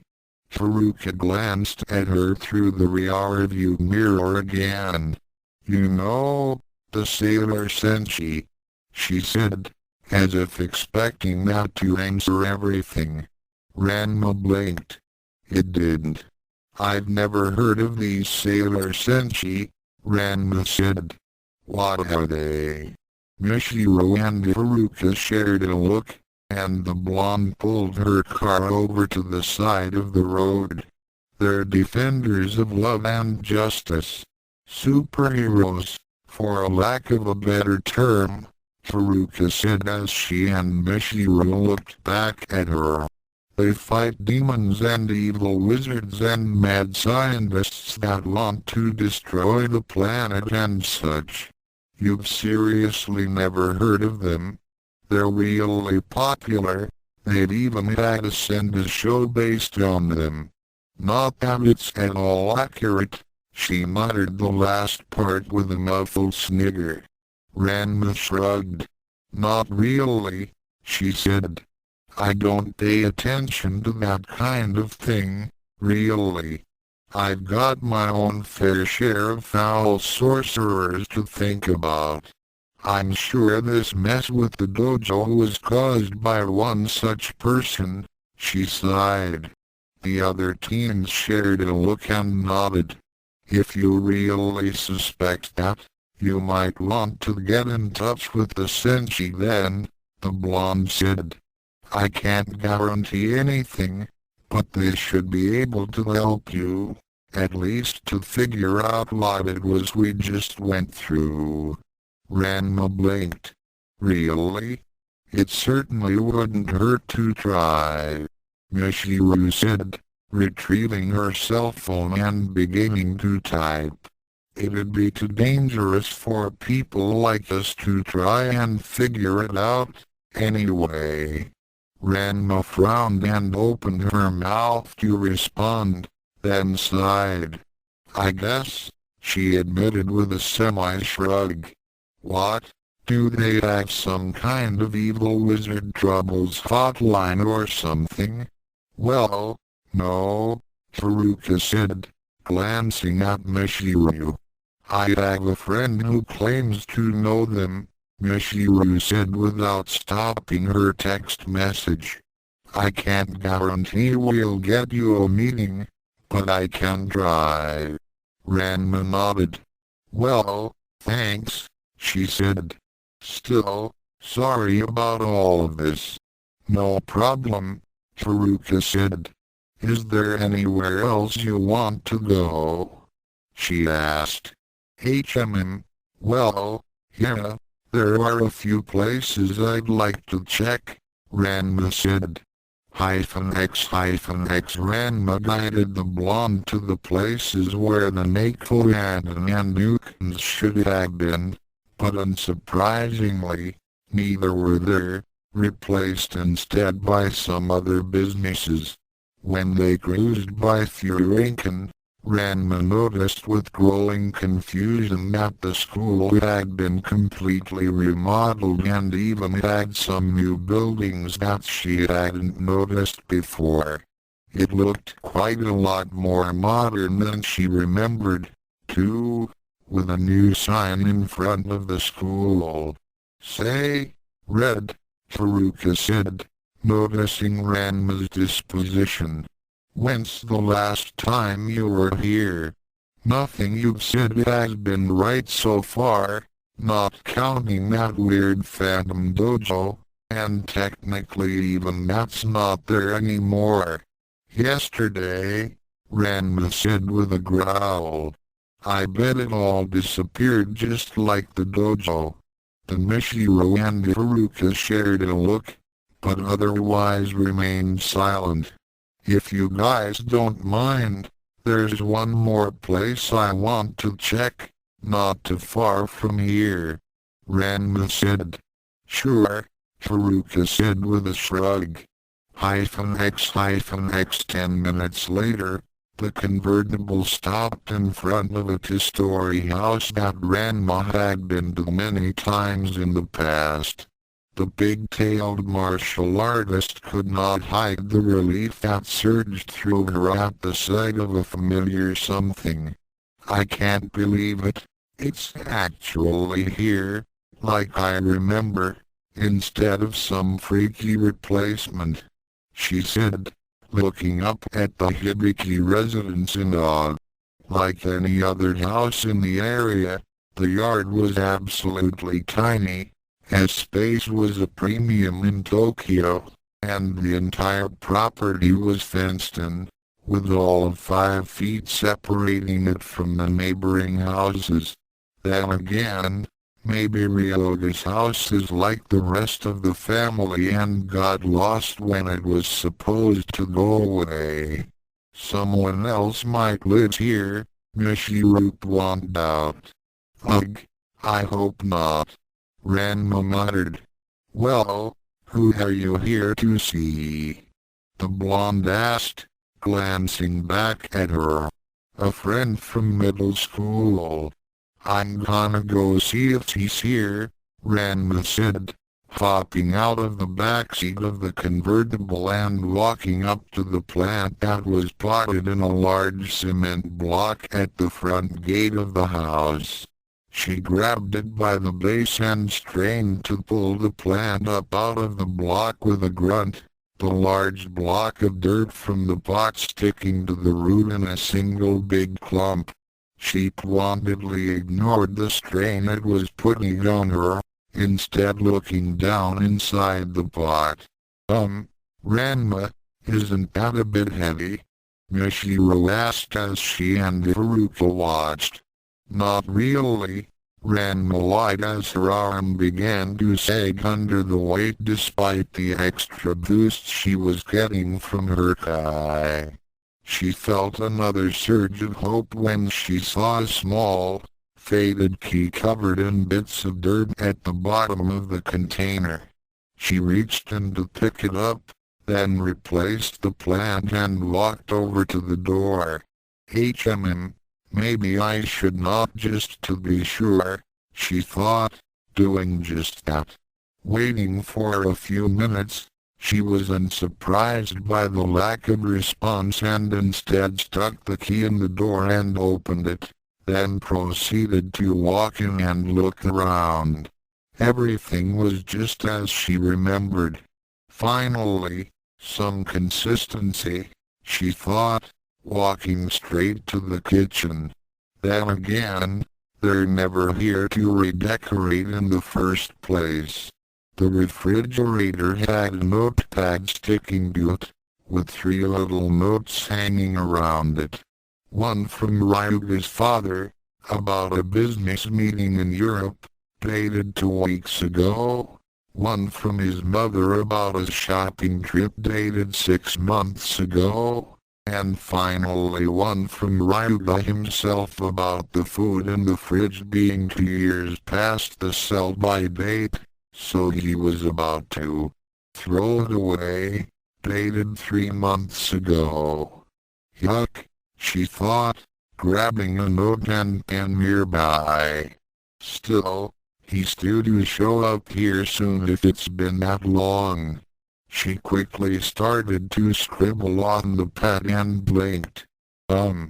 Geez, what phone number do I give him? She frowned and shook her head. She sighed in annoyance when she realized she didn't know her cell phone number and turned around and ran back through the house and outside.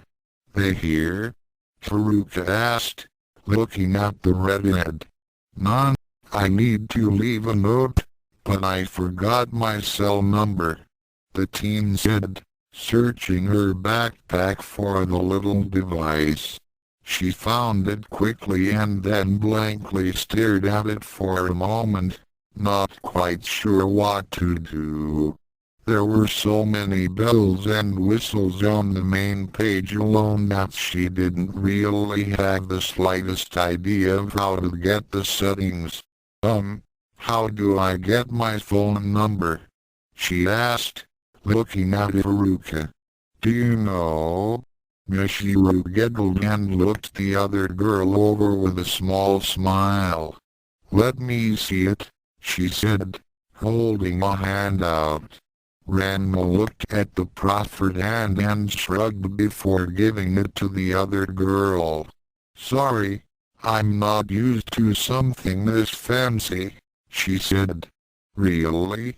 Haruka asked. I'd have thought you'd be one of the first to have the newest models. Ranma chuckled nervously. Well, your phone number, Michiru said. And Ranma looked over at her. 090, she started, and the redhead began writing. 597071331. Ranma nodded and turned around, then started heading to the house again. Thanks, she called back as she ran into the house. Once inside, she stuck the note on the fridge and read it over for mistakes. Hey Ryuga, next chance you get, call me at 0805,977,131. Ranma blinked, then grabbed another post-it note and appended, if I don't answer, wait by the damn phone so I can call you back. She stood back and looked it over, then nodded and walked out of the house, closing and locking it behind her. She walked over to the plant and lifted it up again, then tossed the key back and dropped the plant back onto it, sighing with relief when she let go. Whew. Man, I hate being weak, she thought, dusting her hands off and walking back to the car. She hopped into the back and sighed. Man, I hope that idiot gets back here soon, she sighed. But yeah, this is the last one. Sorry about all of this, and thanks, Ranma said. Hey, it's not a problem, Haruka said, getting the car back onto the street. So, where to now? Ranma blinked. Yeah, good question. She shook her head. I don't know. I'm out of ideas, the redhead admitted. You wanna go home then? The blonde asked as she turned onto a large street. Huh? Ranma blinked, considering it. Not really. You guys wanna hang out or something? Haruka blinked. Sure. Any ideas? Ranma shrugged. Want to get something to eat? My treat? Sure, Haruka said. Do you know anything in the area? Ranma frowned at the back of the driver's head, while the blonde looked at her in the rearview mirror as the car stopped at a light. Sorry, I couldn't resist, Haruka said, glancing at her in the rearview mirror. Ranma rolled her eyes, and sat back in the car. What now? You said you spend most of your time training, right? Haruka asked as the light changed and she started going again. Yeah, Ranma said. You could even say my life has been a constant battle up to this point. Really? Really? Haruka whistled. I'd hate to admit it, but you just seem a lot less in shape than most martial artists I've seen, she said. I did tell you about the rich family that kidnapped me and stole my skills, right? Ranma asked with a snort. The blonde blinked, then glanced at her through the mirror again. You were serious, weren't you? Ranma nodded. Well, I'm not entirely sure it was them, at this point, but I've got no idea who else it could have been. There was silence for a moment as the other two teens considered the information. Haruka frowned. Well, you'll have to show me your moves sometime. Yeah, sure. Just as soon as I figure out what won't break this pony little body, Ranma muttered. There was a contemplative silence, before Michiru looked back at her. Do you ever do anything else, like go to amusement parks, or the movies, or anything like that? Ranma snorted. Sure. But every time I leave the house I am attacked by this or that, she said. It'd turn into a fight anyway. I'm kinda surprised nothing has happened today, she frowned. That might have something to do with this whole bait and switch deal. Michiru shook her head and turned to look away from her. You poor girl, she said with a heavy sigh. Ranma frowned and opened her mouth, but stopped and closed it. Ranma looked up at Driver, who was giving her a sidelong glance. Hey Red, you wanna go bowling after we eat? Haruka asked. Ranma blinked as she considered it. Sure. X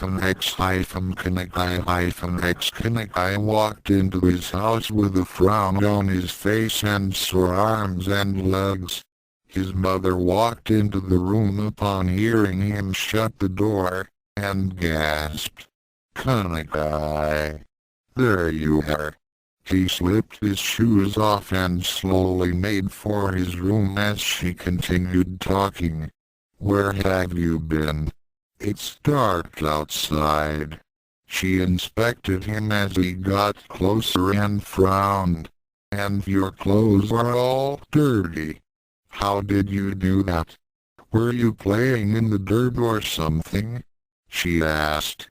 Kanakai looked over at his mother and then down at his books. Mom, I think I need to be alone for a few minutes, he said. Sorry. He walked past her and she watched him with a small frown on her face. What happened this time? Was that awful Nijima boy picking on you again? She asked. Ken-chan, you've got to stand up for yourself. If that little hoodlum and his cronies are bullying you, you've got to let people know. Remember when they broke your arm? What if something like that happened again? Kanakai looked at her out of the corner of his eyes, then shook his head nervously. Actually, it was something else. I just, got distracted with thinking, and yeah, I'm not done yet. She blinked at his statement several times, then frowned. Are you sure it's not him? She demanded. Most of her energy seemed to be gone. Yeah, pretty sure, he said with a smile. Can I go now? Well, all right, she said after a brief pause. You be sure and get your homework done. I will, he said before going to his room. He sighed and dropped his books at the door before walking over to his bedding and flopping down on it. He rolled over to look up at the ceiling and sighed. Miu and Kizaru are acting strange. I get incredibly tired really fast. Ryo's Zanpaku Dojo is gone. Just what in the world going on here? He sighed and looked over at his bookshelf. As he did so, he noticed that the setup of his room was actually slightly different from before, but the differences were so small as to have been imperceptible unless one was paying attention. For one, on his desk was a much newer-looking model desktop computer than his old hand-me-down.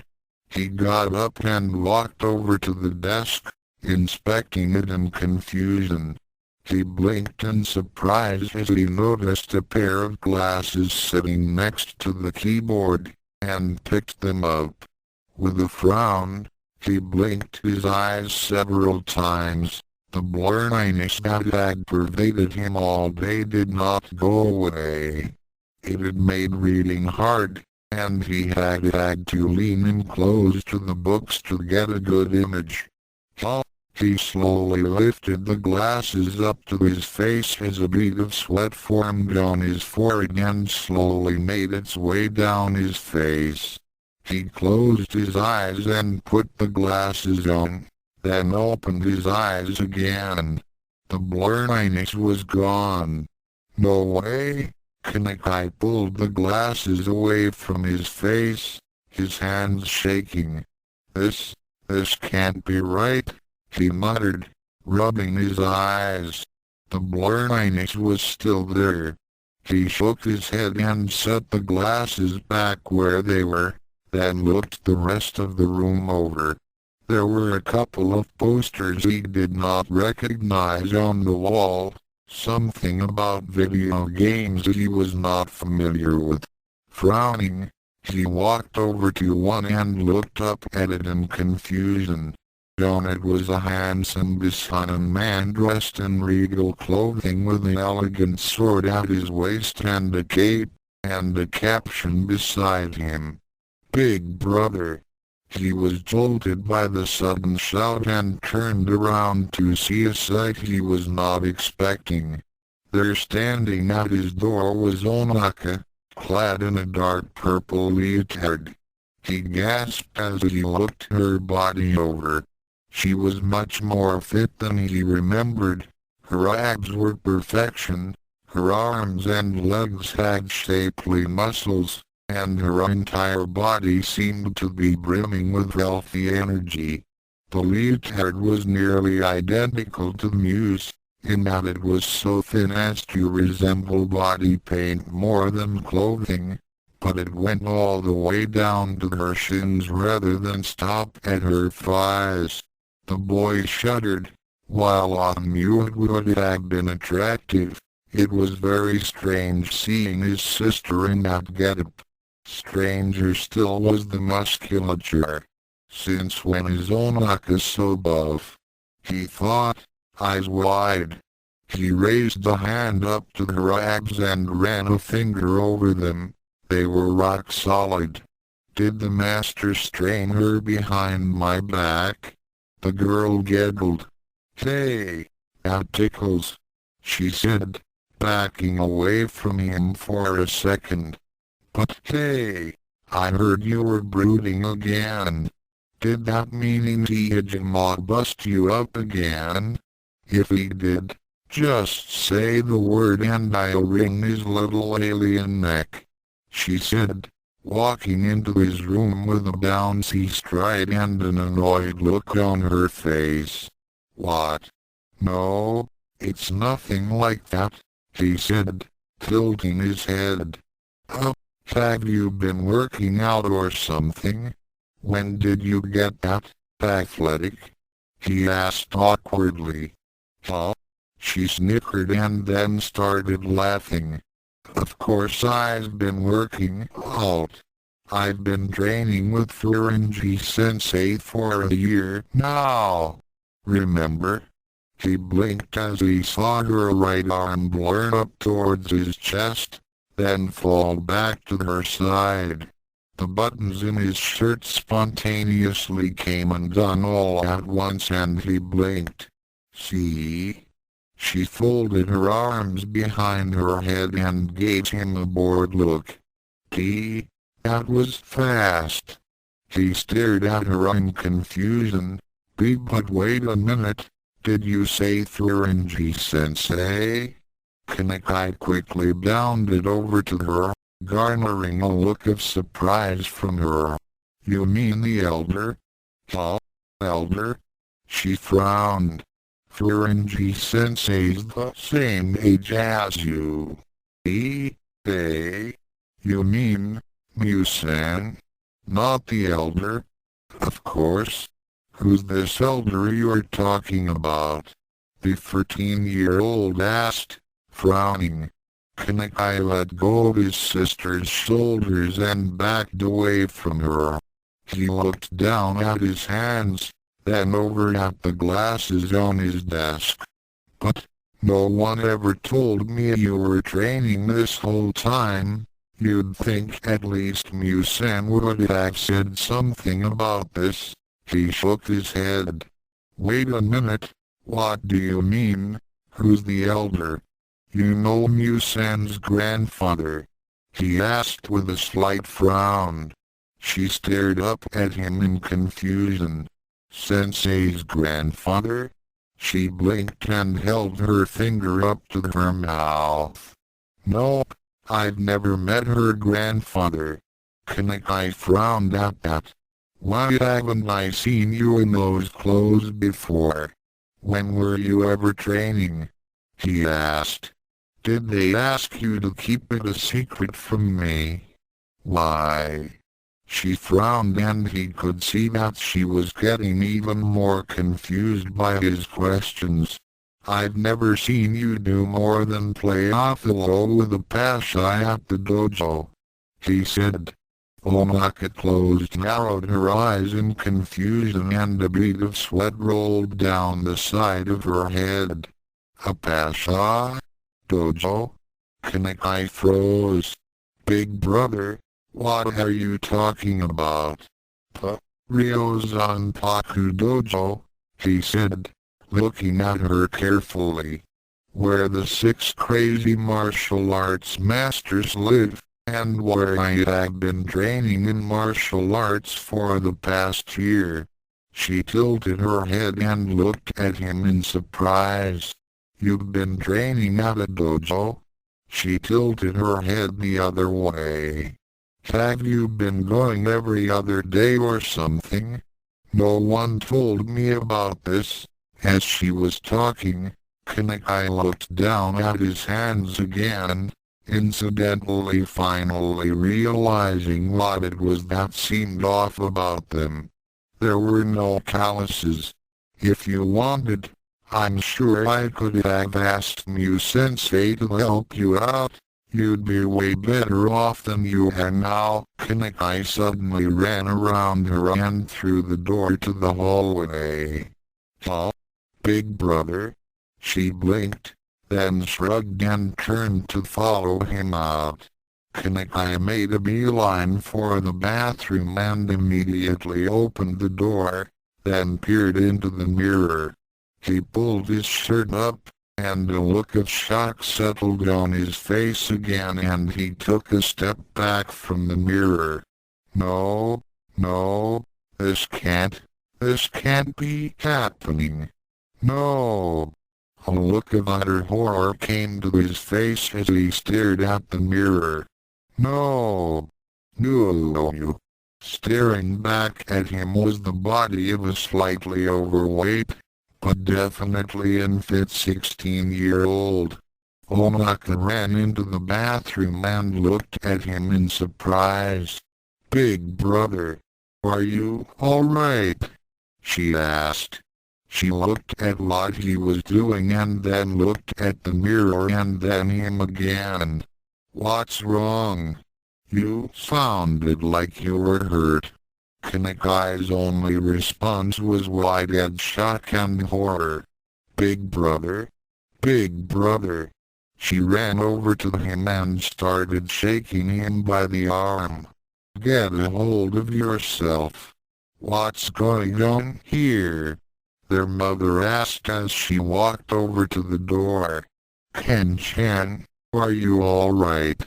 Kaneki felt a bit woozy as his sister shook him about and he let his shirt drop.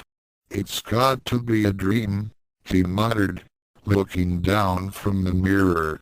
It's got to be, he gasped as he tried to flex his muscles. He pushed down on one of his biceps and it gave easily. Turning to look at Omaka, he quickly grabbed her arm and did the same thing. Flex your arm, he said. Confused, she did so, and when he tried to push down on it, it felt as solid as a rock. He quickly pulled away from her and looked at her in horror. Me? Big brother? The younger girl asked, confused. What's wrong? Kaneki, are you alright? His mother asked, walking into the bathroom. No, I'm not alright, he snapped. I can't, I don't understand. The two females were taken aback by his sudden burst and the wild look on his face. Somebody tell me what's going on here. Everything is totally wrong here. He's allergic to cats. Mew doesn't know me. The dojo is gone. Omaka is as strong as I am, or used to be, but she doesn't know the elder. This has been going on way too long to be a dream. His sister and mother looked at each other with worried expressions and frowned. Ken-chan, what are you talking about? The young martial artist stared at them, for a moment, unsure of what to say. He shook his head. I've got to calm down and think, he realized, closing his eyes. This is getting me nowhere. He sighed and shook his head, then took several deep breaths. Think, Kanakai. Who could I go to in a time like this? I had no clue where the masters are in this upside-down world. Maybe Onako would know. He opened his eyes and looked at his younger sister. Onaka. He started. Aside from Musen, does anyone else teach you? She blinked at that, and tilted her head, then nodded. Sometimes, we visit dojos and the masters let us practice with them, she said. But that's rare. He frowned. How often? Maybe once a month, she said, tilting her head. Why? Did you really want to start practicing with Sensei and me? He frowned. Maybe, he said amiably. If Mew doesn't live at the dojo, then, he looked up at his two family members and noticed the expressions they were giving him. Could you give me Mew-san's phone number? He asked. Well, yeah, but, if you want to learn, wouldn't it be better to just ask her when you see her at school tomorrow? She asked, tilting her head. You go to the same school, right? This is about something else, something in class today, he said. I've got to ask her something else. His sister and mother traded looks again, and the younger female shrugged. Ranma-X later, when the sun was down and the moon had begun its ascent, Michiru chuckled lightly as she led the way from the bowling alley to the car, with both Ranma and Haruka following behind and looking slightly less cheery. 3 games in a row? Haruka muttered. You were cheating, weren't you? Ranma asked. It's just technique, girls, Michiru said with a chuckle. Skill and technique. Just watch.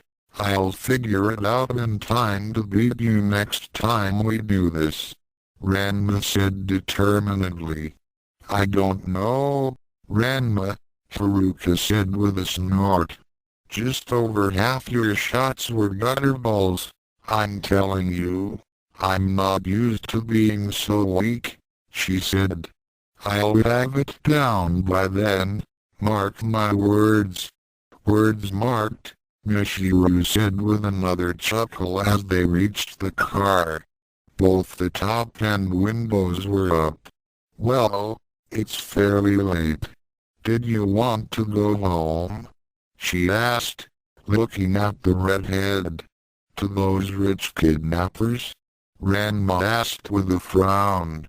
We don't know that it was them, Haruka pointed out as she unlocked the car remotely while walking to the driver's side.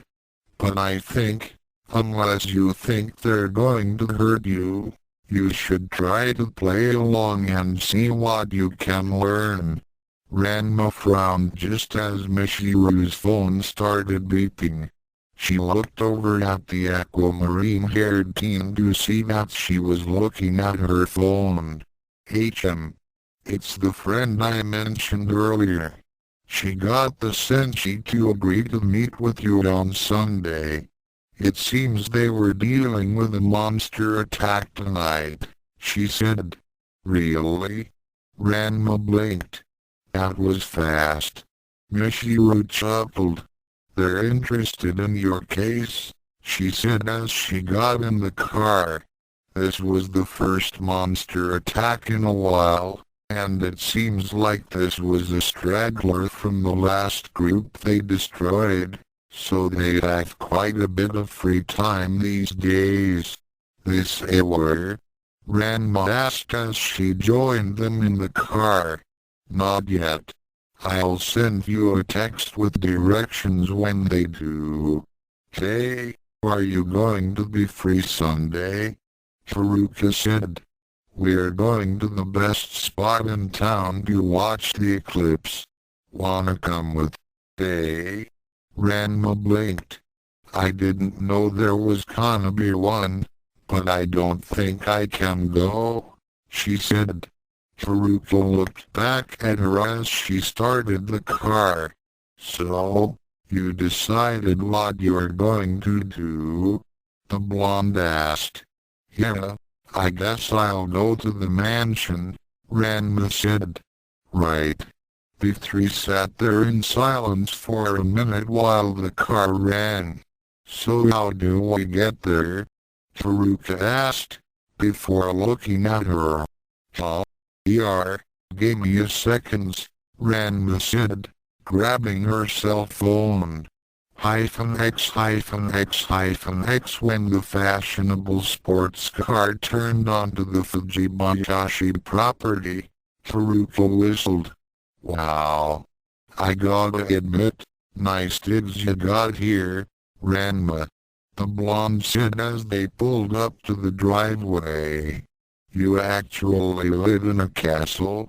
I do now, apparently. You can let me off here. I'll just walk the rest of the way, the redhead said. You sure about that? Haruka asked. Yeah, Ranma said. Thanks for the good times. I'll see you later if they don't mail me off to Mars, the redhead said as she opened the door and grabbed her bag. Ha, you bet, the driver said, turning to watch her climb out. Call us sometime. We'll be happy to play again, Michiru said with a smile. I will, Ranma said, before closing the door and stepping back. She waved at the two of them as Haruka pulled the car back out and into the empty street before turning to face the mansion. X when Ranma stepped into the mansion, Mitsukoshi was there to greet her. Ah, young miss, he said. How was your day? Did you have fun? Yeah, sure, she said. She held up her backpack to him. Here, you take this. Of course, he said. Did you receive any homework for tonight, young miss? She blinked. No. Ranma chuckled nervously. They said I should take it easy because it was my first day. Yeah. Mitsukoshi nodded. So in other words, you had homework, he said. She frowned. What? No. How did you get that? He sighed and opened her bag, then peered inside. Let's see. She frowned and ran over to him, but he held it up out of reach. Hey, who said you could look in there? Stop. Aha, here we go. He pulled out a piece of paper and held it up for her to see. This is homework, isn't it? She immediately snatched it and balled it up, then put it in her mouth. I have no idea what you're talking about. The man looked downright scandalized by her behavior. and she triumphantly turned and walked around him. "Now if you'll excuse me." "Not so fast," he said, grabbing a hold of her. He turned her to face him and reached for her mouth, but she bit down on his hand and he pulled back. "Ow!" He looked over at the redhead and saw her clamp her mouth shut. "Just what is wrong with you, young lady?" She gave him a serious look. "I thought I told you earlier." As she spoke, he reached inside with lightning quickness and pulled out the paper. It was wet and crinkly, but still whole. "And damn it, I knew I should have swallowed that." "Come on, stop playing around," the butler said with a sigh. "It's not exactly a good idea to eat paper." She crossed her arms. "I've done it before. As good source A fiber. We don't know what kind of ink this is," he pointed out, unfolding the paper. "Ugh, dear girl, did you really think you could get out of doing this by eating it?" "I could if I'd swallowed it," she pointed out. "But then you'd get a failing mark," he said with a sigh. "Do you really need that on your first homework assignment?" She frowned. "Hey, you're a butler. I order you to do it for me," she said, turning around. He gave the sopping wet mess an incredulous look. "Are you kidding? Come on, now, it can't be that hard," he said, turning to face her. "Just do it and you can." He blinked, and looked around. She was gone. Young miss," he sighed. "That girl, X Ranma stretched her arms up overhead as she walked down a hallway. "Man, I don't know how much more of this crap I can take. Just this morning was bad enough. Having all of these morons calling me young miss is gonna get really annoying." She sighed and stopped walking. "I need to train. No pots to wake me up. No can to toughen me up. No old goat to randomly show up and surprise me. At this rate I'll go soft to the core." She frowned and continued walking. "I've got to find some place they can't see me. Or just train under the Umizenkan." She blinked. That might not be a bad idea. Actually, it might give me a challenge."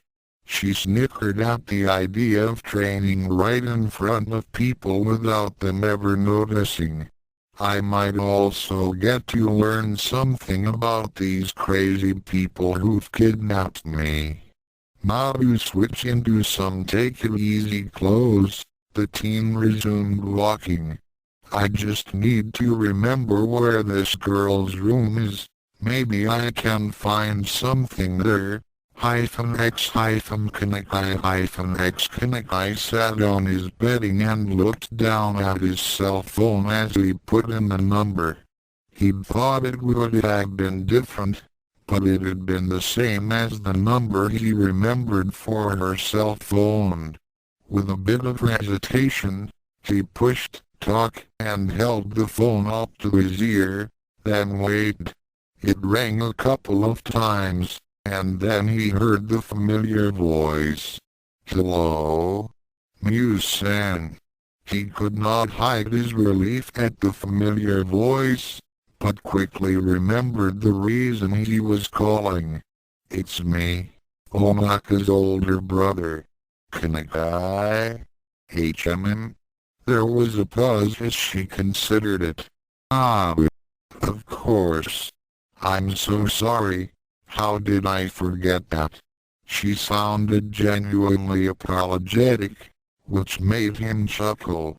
At least he could count on you to be the same. he hoped. I didn't know you were in my class. I'm so sorry. It's okay. I'm a forgettable guy, he muttered. But, you're not busy, are you? Well, I was about to get started with tonight's homework, she started sheepishly. But I can spare a few minutes. What was it you needed? He paused as he realized he hadn't thought up anything to ask her. He very quickly went over the conversation he'd had with Onaka and spoke about the first thing that came to mind. Do you know anyone named Apashai? Apashai to be exact. There was silence on the other end for a moment before she spoke up. Apashai, the way she was testing the name told him that it was unfamiliar. I've heard it before, but I can't quite remember where. Sorry, I see, he muttered. How about Katsujiaki-same? There was silence. I knew a man with that name, she said with a bit of unease in her voice. But Shirama-san, how do you know that name? Kanakai tensed. Please call me Kanakai, he said. But makes me feel old when you call me that, he said. As for Koyuji-sensei, he paused as he considered that.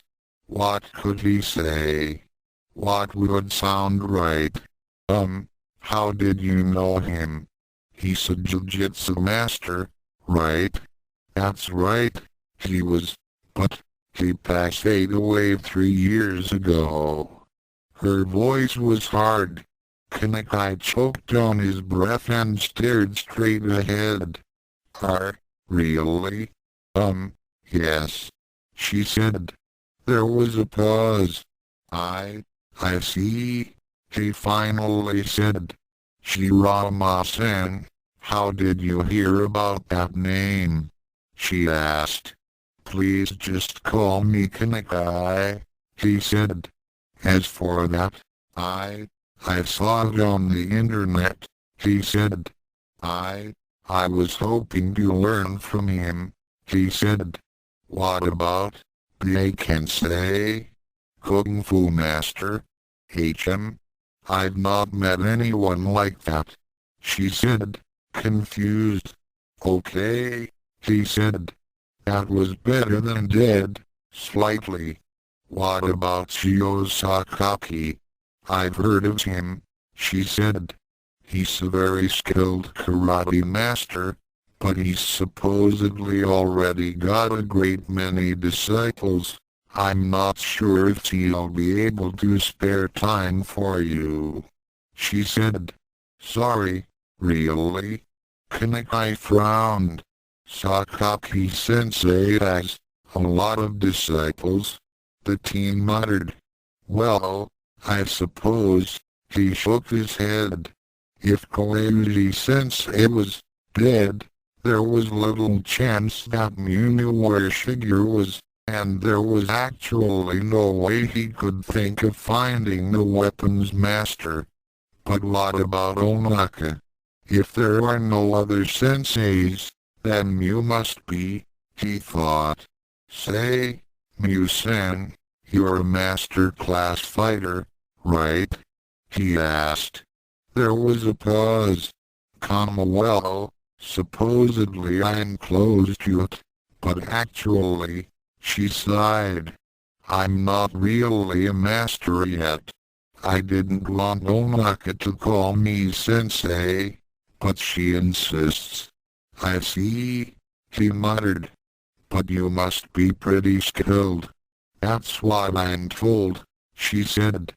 Ever since my own master died 2 years ago, it's been harder on me to balance things, so my progress has slowed down. I see.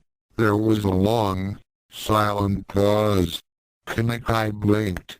There was another pause, and then he blinked again, and his jaw dropped. Wait a minute, what? Your master is the elder, isn't it? He asked, alarm and panic showing on his face. Elder? She asked, taken aback. Yes, my grandfather. I guess he was an elder. Kanakai felt his blood run cold. The invincible Superman? He'd dead. He suddenly felt woozy and lightheaded as that statement tried to sink in, but his mind failed to wrap around the concept. Hello? Kanakai-san? Mew's voice drifted into his ear, but it didn't register on his ears at all. The superhuman who invented 108 invincible techniques, among them the Rice-Way Saikuken. He shook his head. But how? Shirakama Kanakai-san? Can you speak up? I can't quite hear you. She broke him out of his shock and he blinked several times. Kanakai blinked and looked around. The situation had only become more awkward. I'm sorry. He shook his head. So, wait, if you're not a master, why did you take on Onaka as a disciple? I came to need the money to pay rent, I didn't mean to deceive you or your family if that's what you think, she said with a bit of panic. Oh no, that's fine, he said with a bitter chuckle. You're probably a better teacher than most dojo instructors are anyway, he said. Hey, that's not true. She sounded embarrassed. Sure it is, he said with a smile. I still remember when you first taught me those steps for the reversal technique, the Biegla. There was yet another pause. Huh? She asked intelligently. Nothing, he said. I'm sorry. I'm taking up all of your time, and I'll see you tomorrow, okay? Bye. Wait. Her voice cried out to him, and he blinked. Never mind. Bye-bye. She promptly hung up the phone and he blinked again in slight confusion. He shook his head and put his phone down, then stared at it.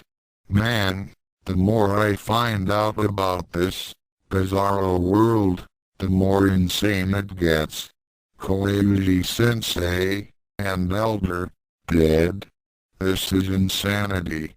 He muttered as he stood up and started for his desk.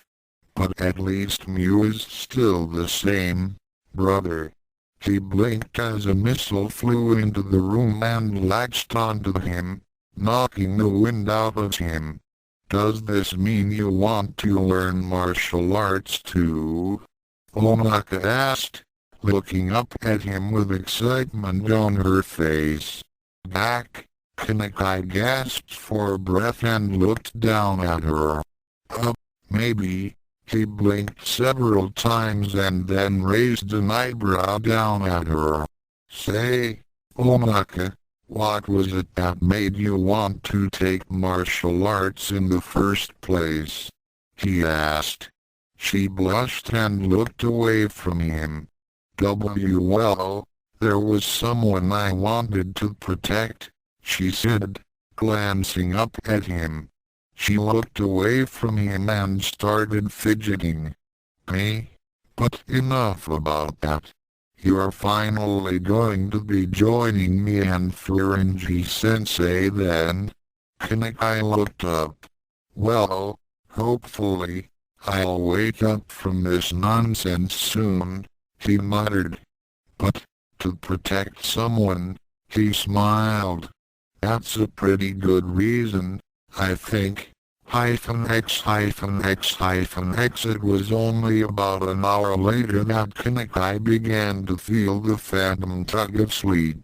After playing a few video games with Monako left parenthesis during which she insisted on sitting in his lap for some reason, he shooed her out of his room and got ready for bed after taking a bath.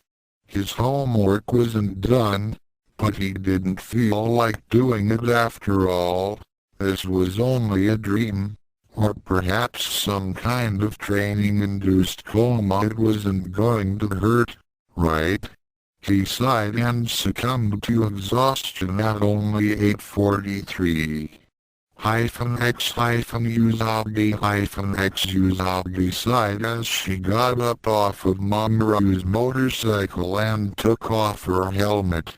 After Chiba USA had returned to the future, a single, final daimon that had called itself Rangy had attacked some people in Japan, searching for pure heart crystals to deliver to the masters that had already been defeated. She, the other Senshi, and Tuxedo Kamen had only barely managed to defeat the creature, and Luna had said she would be talking something over with Artemis before following her home. She looked down at the shiny helmet, at her own reflection, and frowned. The pink-haired girl from the future, her own daughter, had shared so many of her own facial traits that it had felt sometimes like she was looking into a mirror. Now that she was staring at herself, the reverse held true, and her heart ached as she remembered the little girl's face. Yuzako. She looked down at Mamoru, who smiled back at her through his visor. "We'll see her again. I promise you that much," he said. She smiled. "Yeah, I know we will." He nodded and gestured towards her house with his head. "It's getting late. Your parents will be worried," he said. She looked down at the helmet, then set it on the bike and walked over to hug him. He hugged her back, and after a long moment, she broke away and opened the bike's storage compartment and put the helmet inside, then stepped back. "Call me." "I will." He waved and then took off, and Usagi turned around and walked along the path to her house. She opened the door and stepped inside with a sigh. "I'm back," she called out, dropping her shoes at the entrance. Her parents would have thought that she'd just gone out with her friends, since they'd have forgotten about Chiba USA when she returned to her own time. She sighed and walked into the living room, then froze at what she saw. There, sitting next to her younger brother, with a plastic bag in one hand and chips in the other, was a girl who looked slightly older than her, whose pink hair was in a style almost identical to her own. The only difference was the buns on top. The pink-haired girls were blonde. "Ah, Chiba USA." The pink-haired teen called out with a smirk. "How did your date go?" She raised the chips to her mouth and started to noisily munch on them, while Usagi stared back at her in shock and confusion. "What the heck?" Usagi shook her head. "Chiba USA? What are you doing here? And why are you so old? What? Chiba USA is you?" "Silly," Shingo said, looking back at her. "Yeah, silly," the pink-haired teenager said with a self-superior smirk. Usagi gawked for a moment, then ran over to the other girl and grabbed her by the arm and roughly pulled her away and out of the room. "What's this I hear about a date?" Usagi's father demanded as he walked into the room.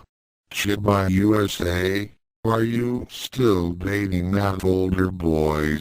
Usagi ignored the fact that even her father was calling her that and instead shouted back as she dragged the other girl upstairs and into her room. "She's lying. It wasn't a date, I swear." Once in her room, she slammed the door shut and stood over it, then stared at the other girl, who was calmly munching on chips. The blonde Usagi pointed at the other Usagi and opened her mouth. "What is this? Some kind of trick? Didn't you see you were going home? What's going on here? Why are you older than me?" The pinkette rolled her eyes and swallowed the food in her mouth. "I did go home, stupid. Stayed for a few years," she said. "And now I'm back. Geez, and I thought you'd be happy to see me. Hodongo." Usagi stared at the older girl for a moment, and her hand dropped back to her side.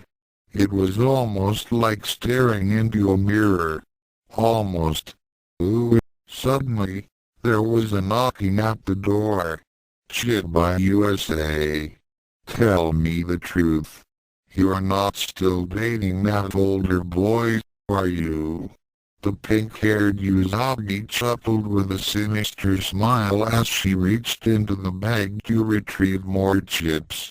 "It wasn't a date, I swear." Usagi turned to look at the pink-haired girl and frowned. "Why are they calling me Chiba USA?" she demanded, walking over to her. "Well, I'm technically older than you right now, so I figured, why not change a few things up?" she asked, holding up a finger. In a puff of smoke, Lunapi appeared on the tip, spinning in place. It slowed down and stopped spinning, then floated off and started to orbit around the girl's head. "I mean, it makes more sense this way, right? Technically my butt." Usagi growled as she ran over and grabbed the other girl by the shirt. "No it doesn't. Fix this right now." She blinked as she looked down and noticed that the other girl was wearing a familiar pink t-shirt and jeans shorts. "Hey, are those my clothes you're wearing?" "Yeah, but the shirt's a little tight on the chest," the pink-haired girl said with a frown, to which Usagi blushed and scowled. "I'm going to have to go shopping soon. Anyway, it wouldn't make sense for them to call me Chiba USA anymore. I'm the older one. So yeah." She stuck her tongue out at the girl who was biologically her mother. Usagi narrowed her eyes. "I will not forget this," she said, gritting her teeth. "Mark my words, you little ingrate." The pink-haired girl rolled her eyes. "Sure you will." The blonde narrowed her own. "Just watch. When you get back, I'm gonna give you a royal spanking." "Yeah, sure," the pinkette said, waving it off. "Listen, I'm gonna go finish watching TV. Those old Senda shows Uncle Shingo watches are absolutely hilarious." She stood up and walked back out of the room, leaving her future mother to sit there and watch. Usagi stared into the hallway silently for a moment. She growled and walked over to her desk and opened it, then retrieved her diary. She picked up a pen and started writing. Note to self, spank daughter. X Ranma X as Ranma lay in the bed of the girl whose life she'd been given. She stared out the window beyond the silken drapes to the side and considered the day. Just what the heck is going on here anyway? Let's try and put this whole situation in perspective. Now, she thought with a frown. I woke up right here, in this bed, this morning, without warning, 2 districts away from where I fell asleep. Okay, that's easily explainable by kidnapping. The clothes switching is too. She frowned and turned her head, looking out the window to her right. Suddenly being weak isn't. Oh, that would have been some kind of magic. Locked in my girl form is also possible with magic, but I only know one way for that to happen and there's no reason for her to be involved. She sighed and turned on her side. The dojo, Nakoyaden, and Nuken's being gone I had no idea how to explain, but at least Ryuga's house was still there.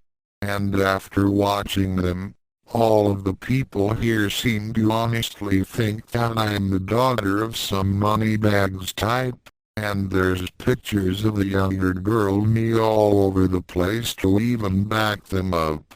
Considering all of this, she growled. There's only one thing it could be. The redhead sat up. Some kind of complicated, meticulously planned, expertly executed and drawn-out conspiracy whose only purpose is to make me think I've gone utterly crazy. The redhead clenched a fist. Well, screw that. There's no way I'm playing along with this stupidity. I'm gonna hightail it out of here and figure out who I need to beat up to make things better. She quickly sat up, then groaned and clutched her side, and fell back down to the bed.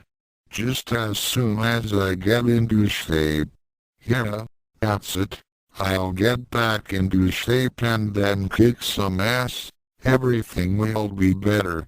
Sighing as the pain diminished, she stared straight up trying to figure out what to do next. I'll have to play along for a little while, see if I can figure out who is behind all of this and reverse this stupid curse luck and weakness. Ryuk is the only clue I've got. If he ever gets home, X Haruka X from the roof of her condo, Haruka looked out over the city. There was an endless stream of lights moving along the ground so far below, and in the distance one could see clearly the high-rise corporate buildings, whose lit windows indicated the people still working in them. "Here you are," came the familiar voice of her partner. "I'd thought you might be up here. You always come out here to think." The blonde chuckled. "Perhaps I should stop, purely for the sake of being less predictable." The aquamarine-haired teen walked up to her side and put an arm around her own. "You are thinking about Ranma?" Haruka glanced down at Michiru. "I am thinking about what she represents," the blonde answered. "She may be dangerous." Michiru sighed. "I do not think it is Ranma we have to be wary of." When Haruka blinked and looked down at her, she continued. "She's not the only one, love. Mercury just informed me that at least 7 other unidentified energy signals have appeared in much the same fashion, all over the course of the day, and that's just in Tokyo. At least one of them was similar to a daimon in composition, and evidence suggests it brutally attacked a high school boy. The blonde frowned. Sounds like we're going to be real busy soon, she said, wrapping an arm around the other girl. Oh? Mishiro raised an eyebrow. You're going to help the inners? Haruka snorted and looked down at the other teen. You're the one who even communicated with them. But honestly, I have a sneaking suspicion that the problem at hand concerns all of us. And we did say we'd help Ranma. But, the blonde turned to look out over the city. If she turns out to be an enemy to the kingdom, then we cannot hesitate to slay her. Pardon me. Both girls blinked and turned around to face the speaker. It was a young man with a long-sleeved yellow tunic, black pants, and a very large traveling bag on his back. I'm sorry, but can you tell me the way to the Tendo Dojo? The two teens blinked in unison, then looked at each other. -X-DBC-X Chapter 2 Chapter 2 X X X X X X X X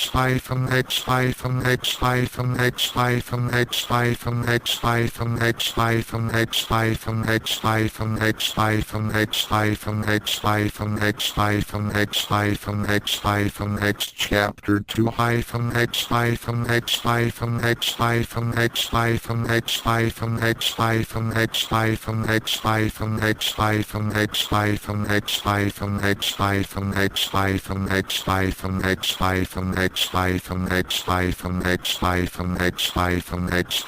X Ranma opened her eyes and immediately scanned the area.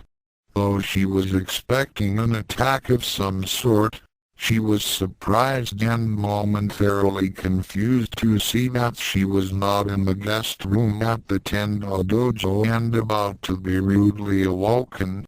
Instead, she was in a large, fancy bed with a canopy and drapes.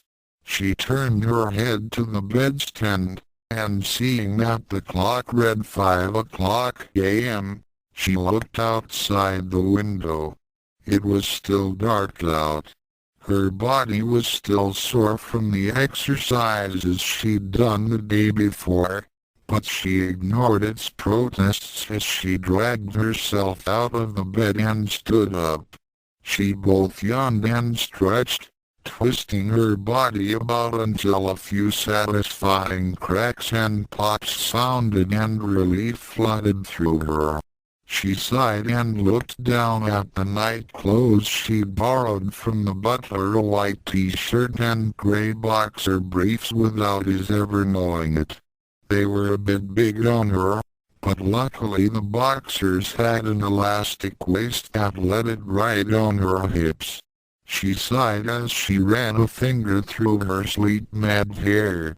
Instead of finding the dojo and Tendo family as she'd left them, like she'd planned, the previous day, she'd found out that entire sections of Nirima had been changed overnight. With the dojo gone, that meant all of her personal possessions were also gone, and she had absolutely no idea how to contact her fiancé or the girl's family. Similarly, the Nakoyadan and Nukins were missing as well, as were their respective owners. That was just about everyone in her inner circle, all spirited away by some mysterious means in the course of a few hours. The realization had left her in shock and at a complete loss of how to proceed. But now, having had enough time to process the sudden changes, she was finally starting to consider the situation in depth. Now that I think about it, ain't no way those buildings could have been torn down and rebuilt in that much time, and they didn't exactly look spanking new. Unless there's some kind of martial arts construction work style, she thought, walking to the window. She opened it and leaned on the windowsill. Even the few-ranking guys have to take a few days to fix that kind of damage, and they're pros. Not only that, but the people I recognized looked different. Miss Yamane, the old lady who pours her bath water out whenever I run by, that police box bro on the corner of the old Gould Street, it was like they were different people. She looked down at her arms on the windowsill. I'm different. So exactly how did they do all this? Who did this? Why? She shook her head and looked outside. I've never had a dream that lasted this long and been this consistent, and even so, in a dream, my eye wouldn't change like that. I'm actually weaker than I used to be. The red-headed girl turned back into the room and looked around at all of Tariha's possessions. It was a bit more girlish than any of the Tendo sisters' rooms, with garish pink and reds everywhere, all the dolls and feminine accessories. This is all just so weird, none of it makes sense. There's just so many things that are different without any rhyme or reason. It's like the whole world's gone crazy. She frowned and turned her head back, to gaze out the window. The estate's massive lawn was a bit too European for her, both in design, and in how it didn't leave enough open space for her to really train what with all of the imported plants and hedges. What am I even doing here? I can't find anything out if I just play along with these guys and their little princess game. She shook her head. But where do I go? What can I do? The only other place I haven't checked is Kuno's, and she shuddered, then cleared her mind, walked over to the beanbag chair in the middle of the room, and plopped down on it. I'm also going to have to find a place to train properly. There's gotta be a park around here somewhere, or something. I'm gonna have to spend every waking moment outside of school fixing this damn body and trying to figure out what the hell's happened. If I didn't have to figure out what the hell was going on here, I'd be out of here and on a training trip pronto, Ranma growled and muttered under her breath. Man, this whole thing is just starting to piss me off. She sighed and blew a few calming breaths, then crossed one leg over the other. Well, I'm up now. What to do? She looked around the room and frowned. There wasn't anything but girl stuff, and she didn't feel like watching TV, especially whatever was on that early in the morning. May as well get ready for school. At least it's a half day. She stood up, then walked out of the room.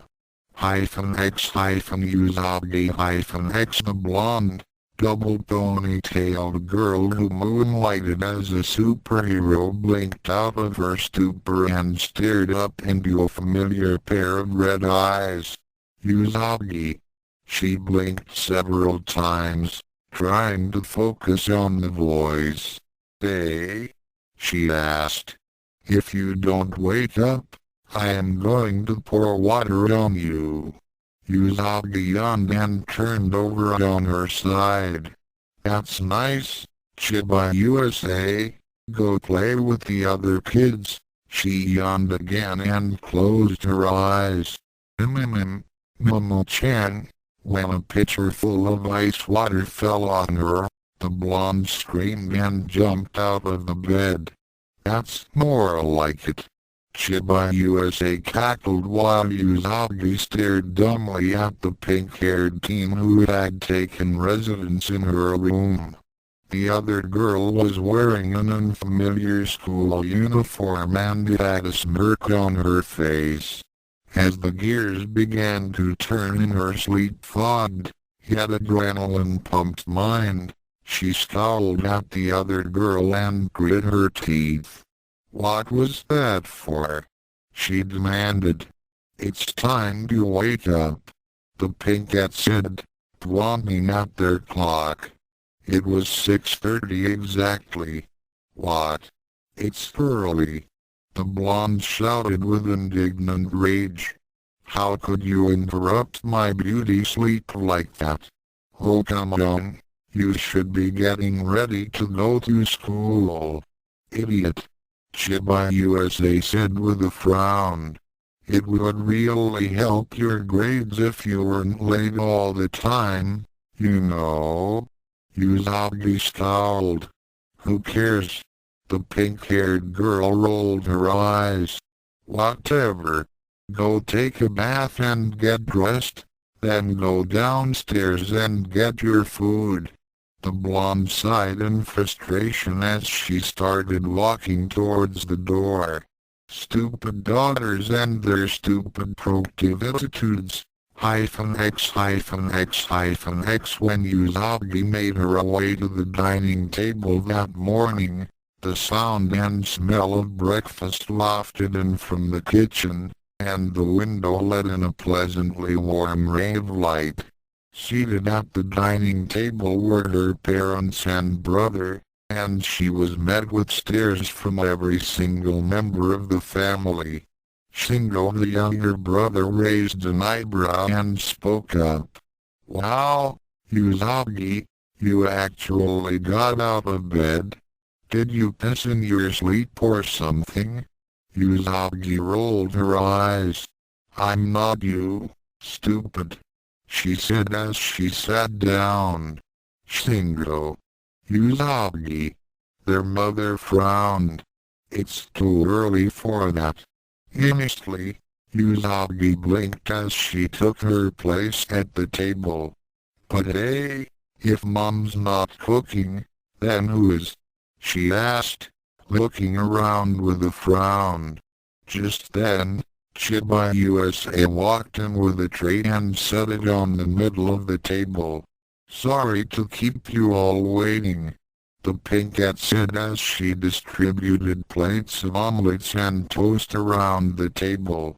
Usagi stared at the pink-haired teenager in confusion as the other girls set food down in front of her.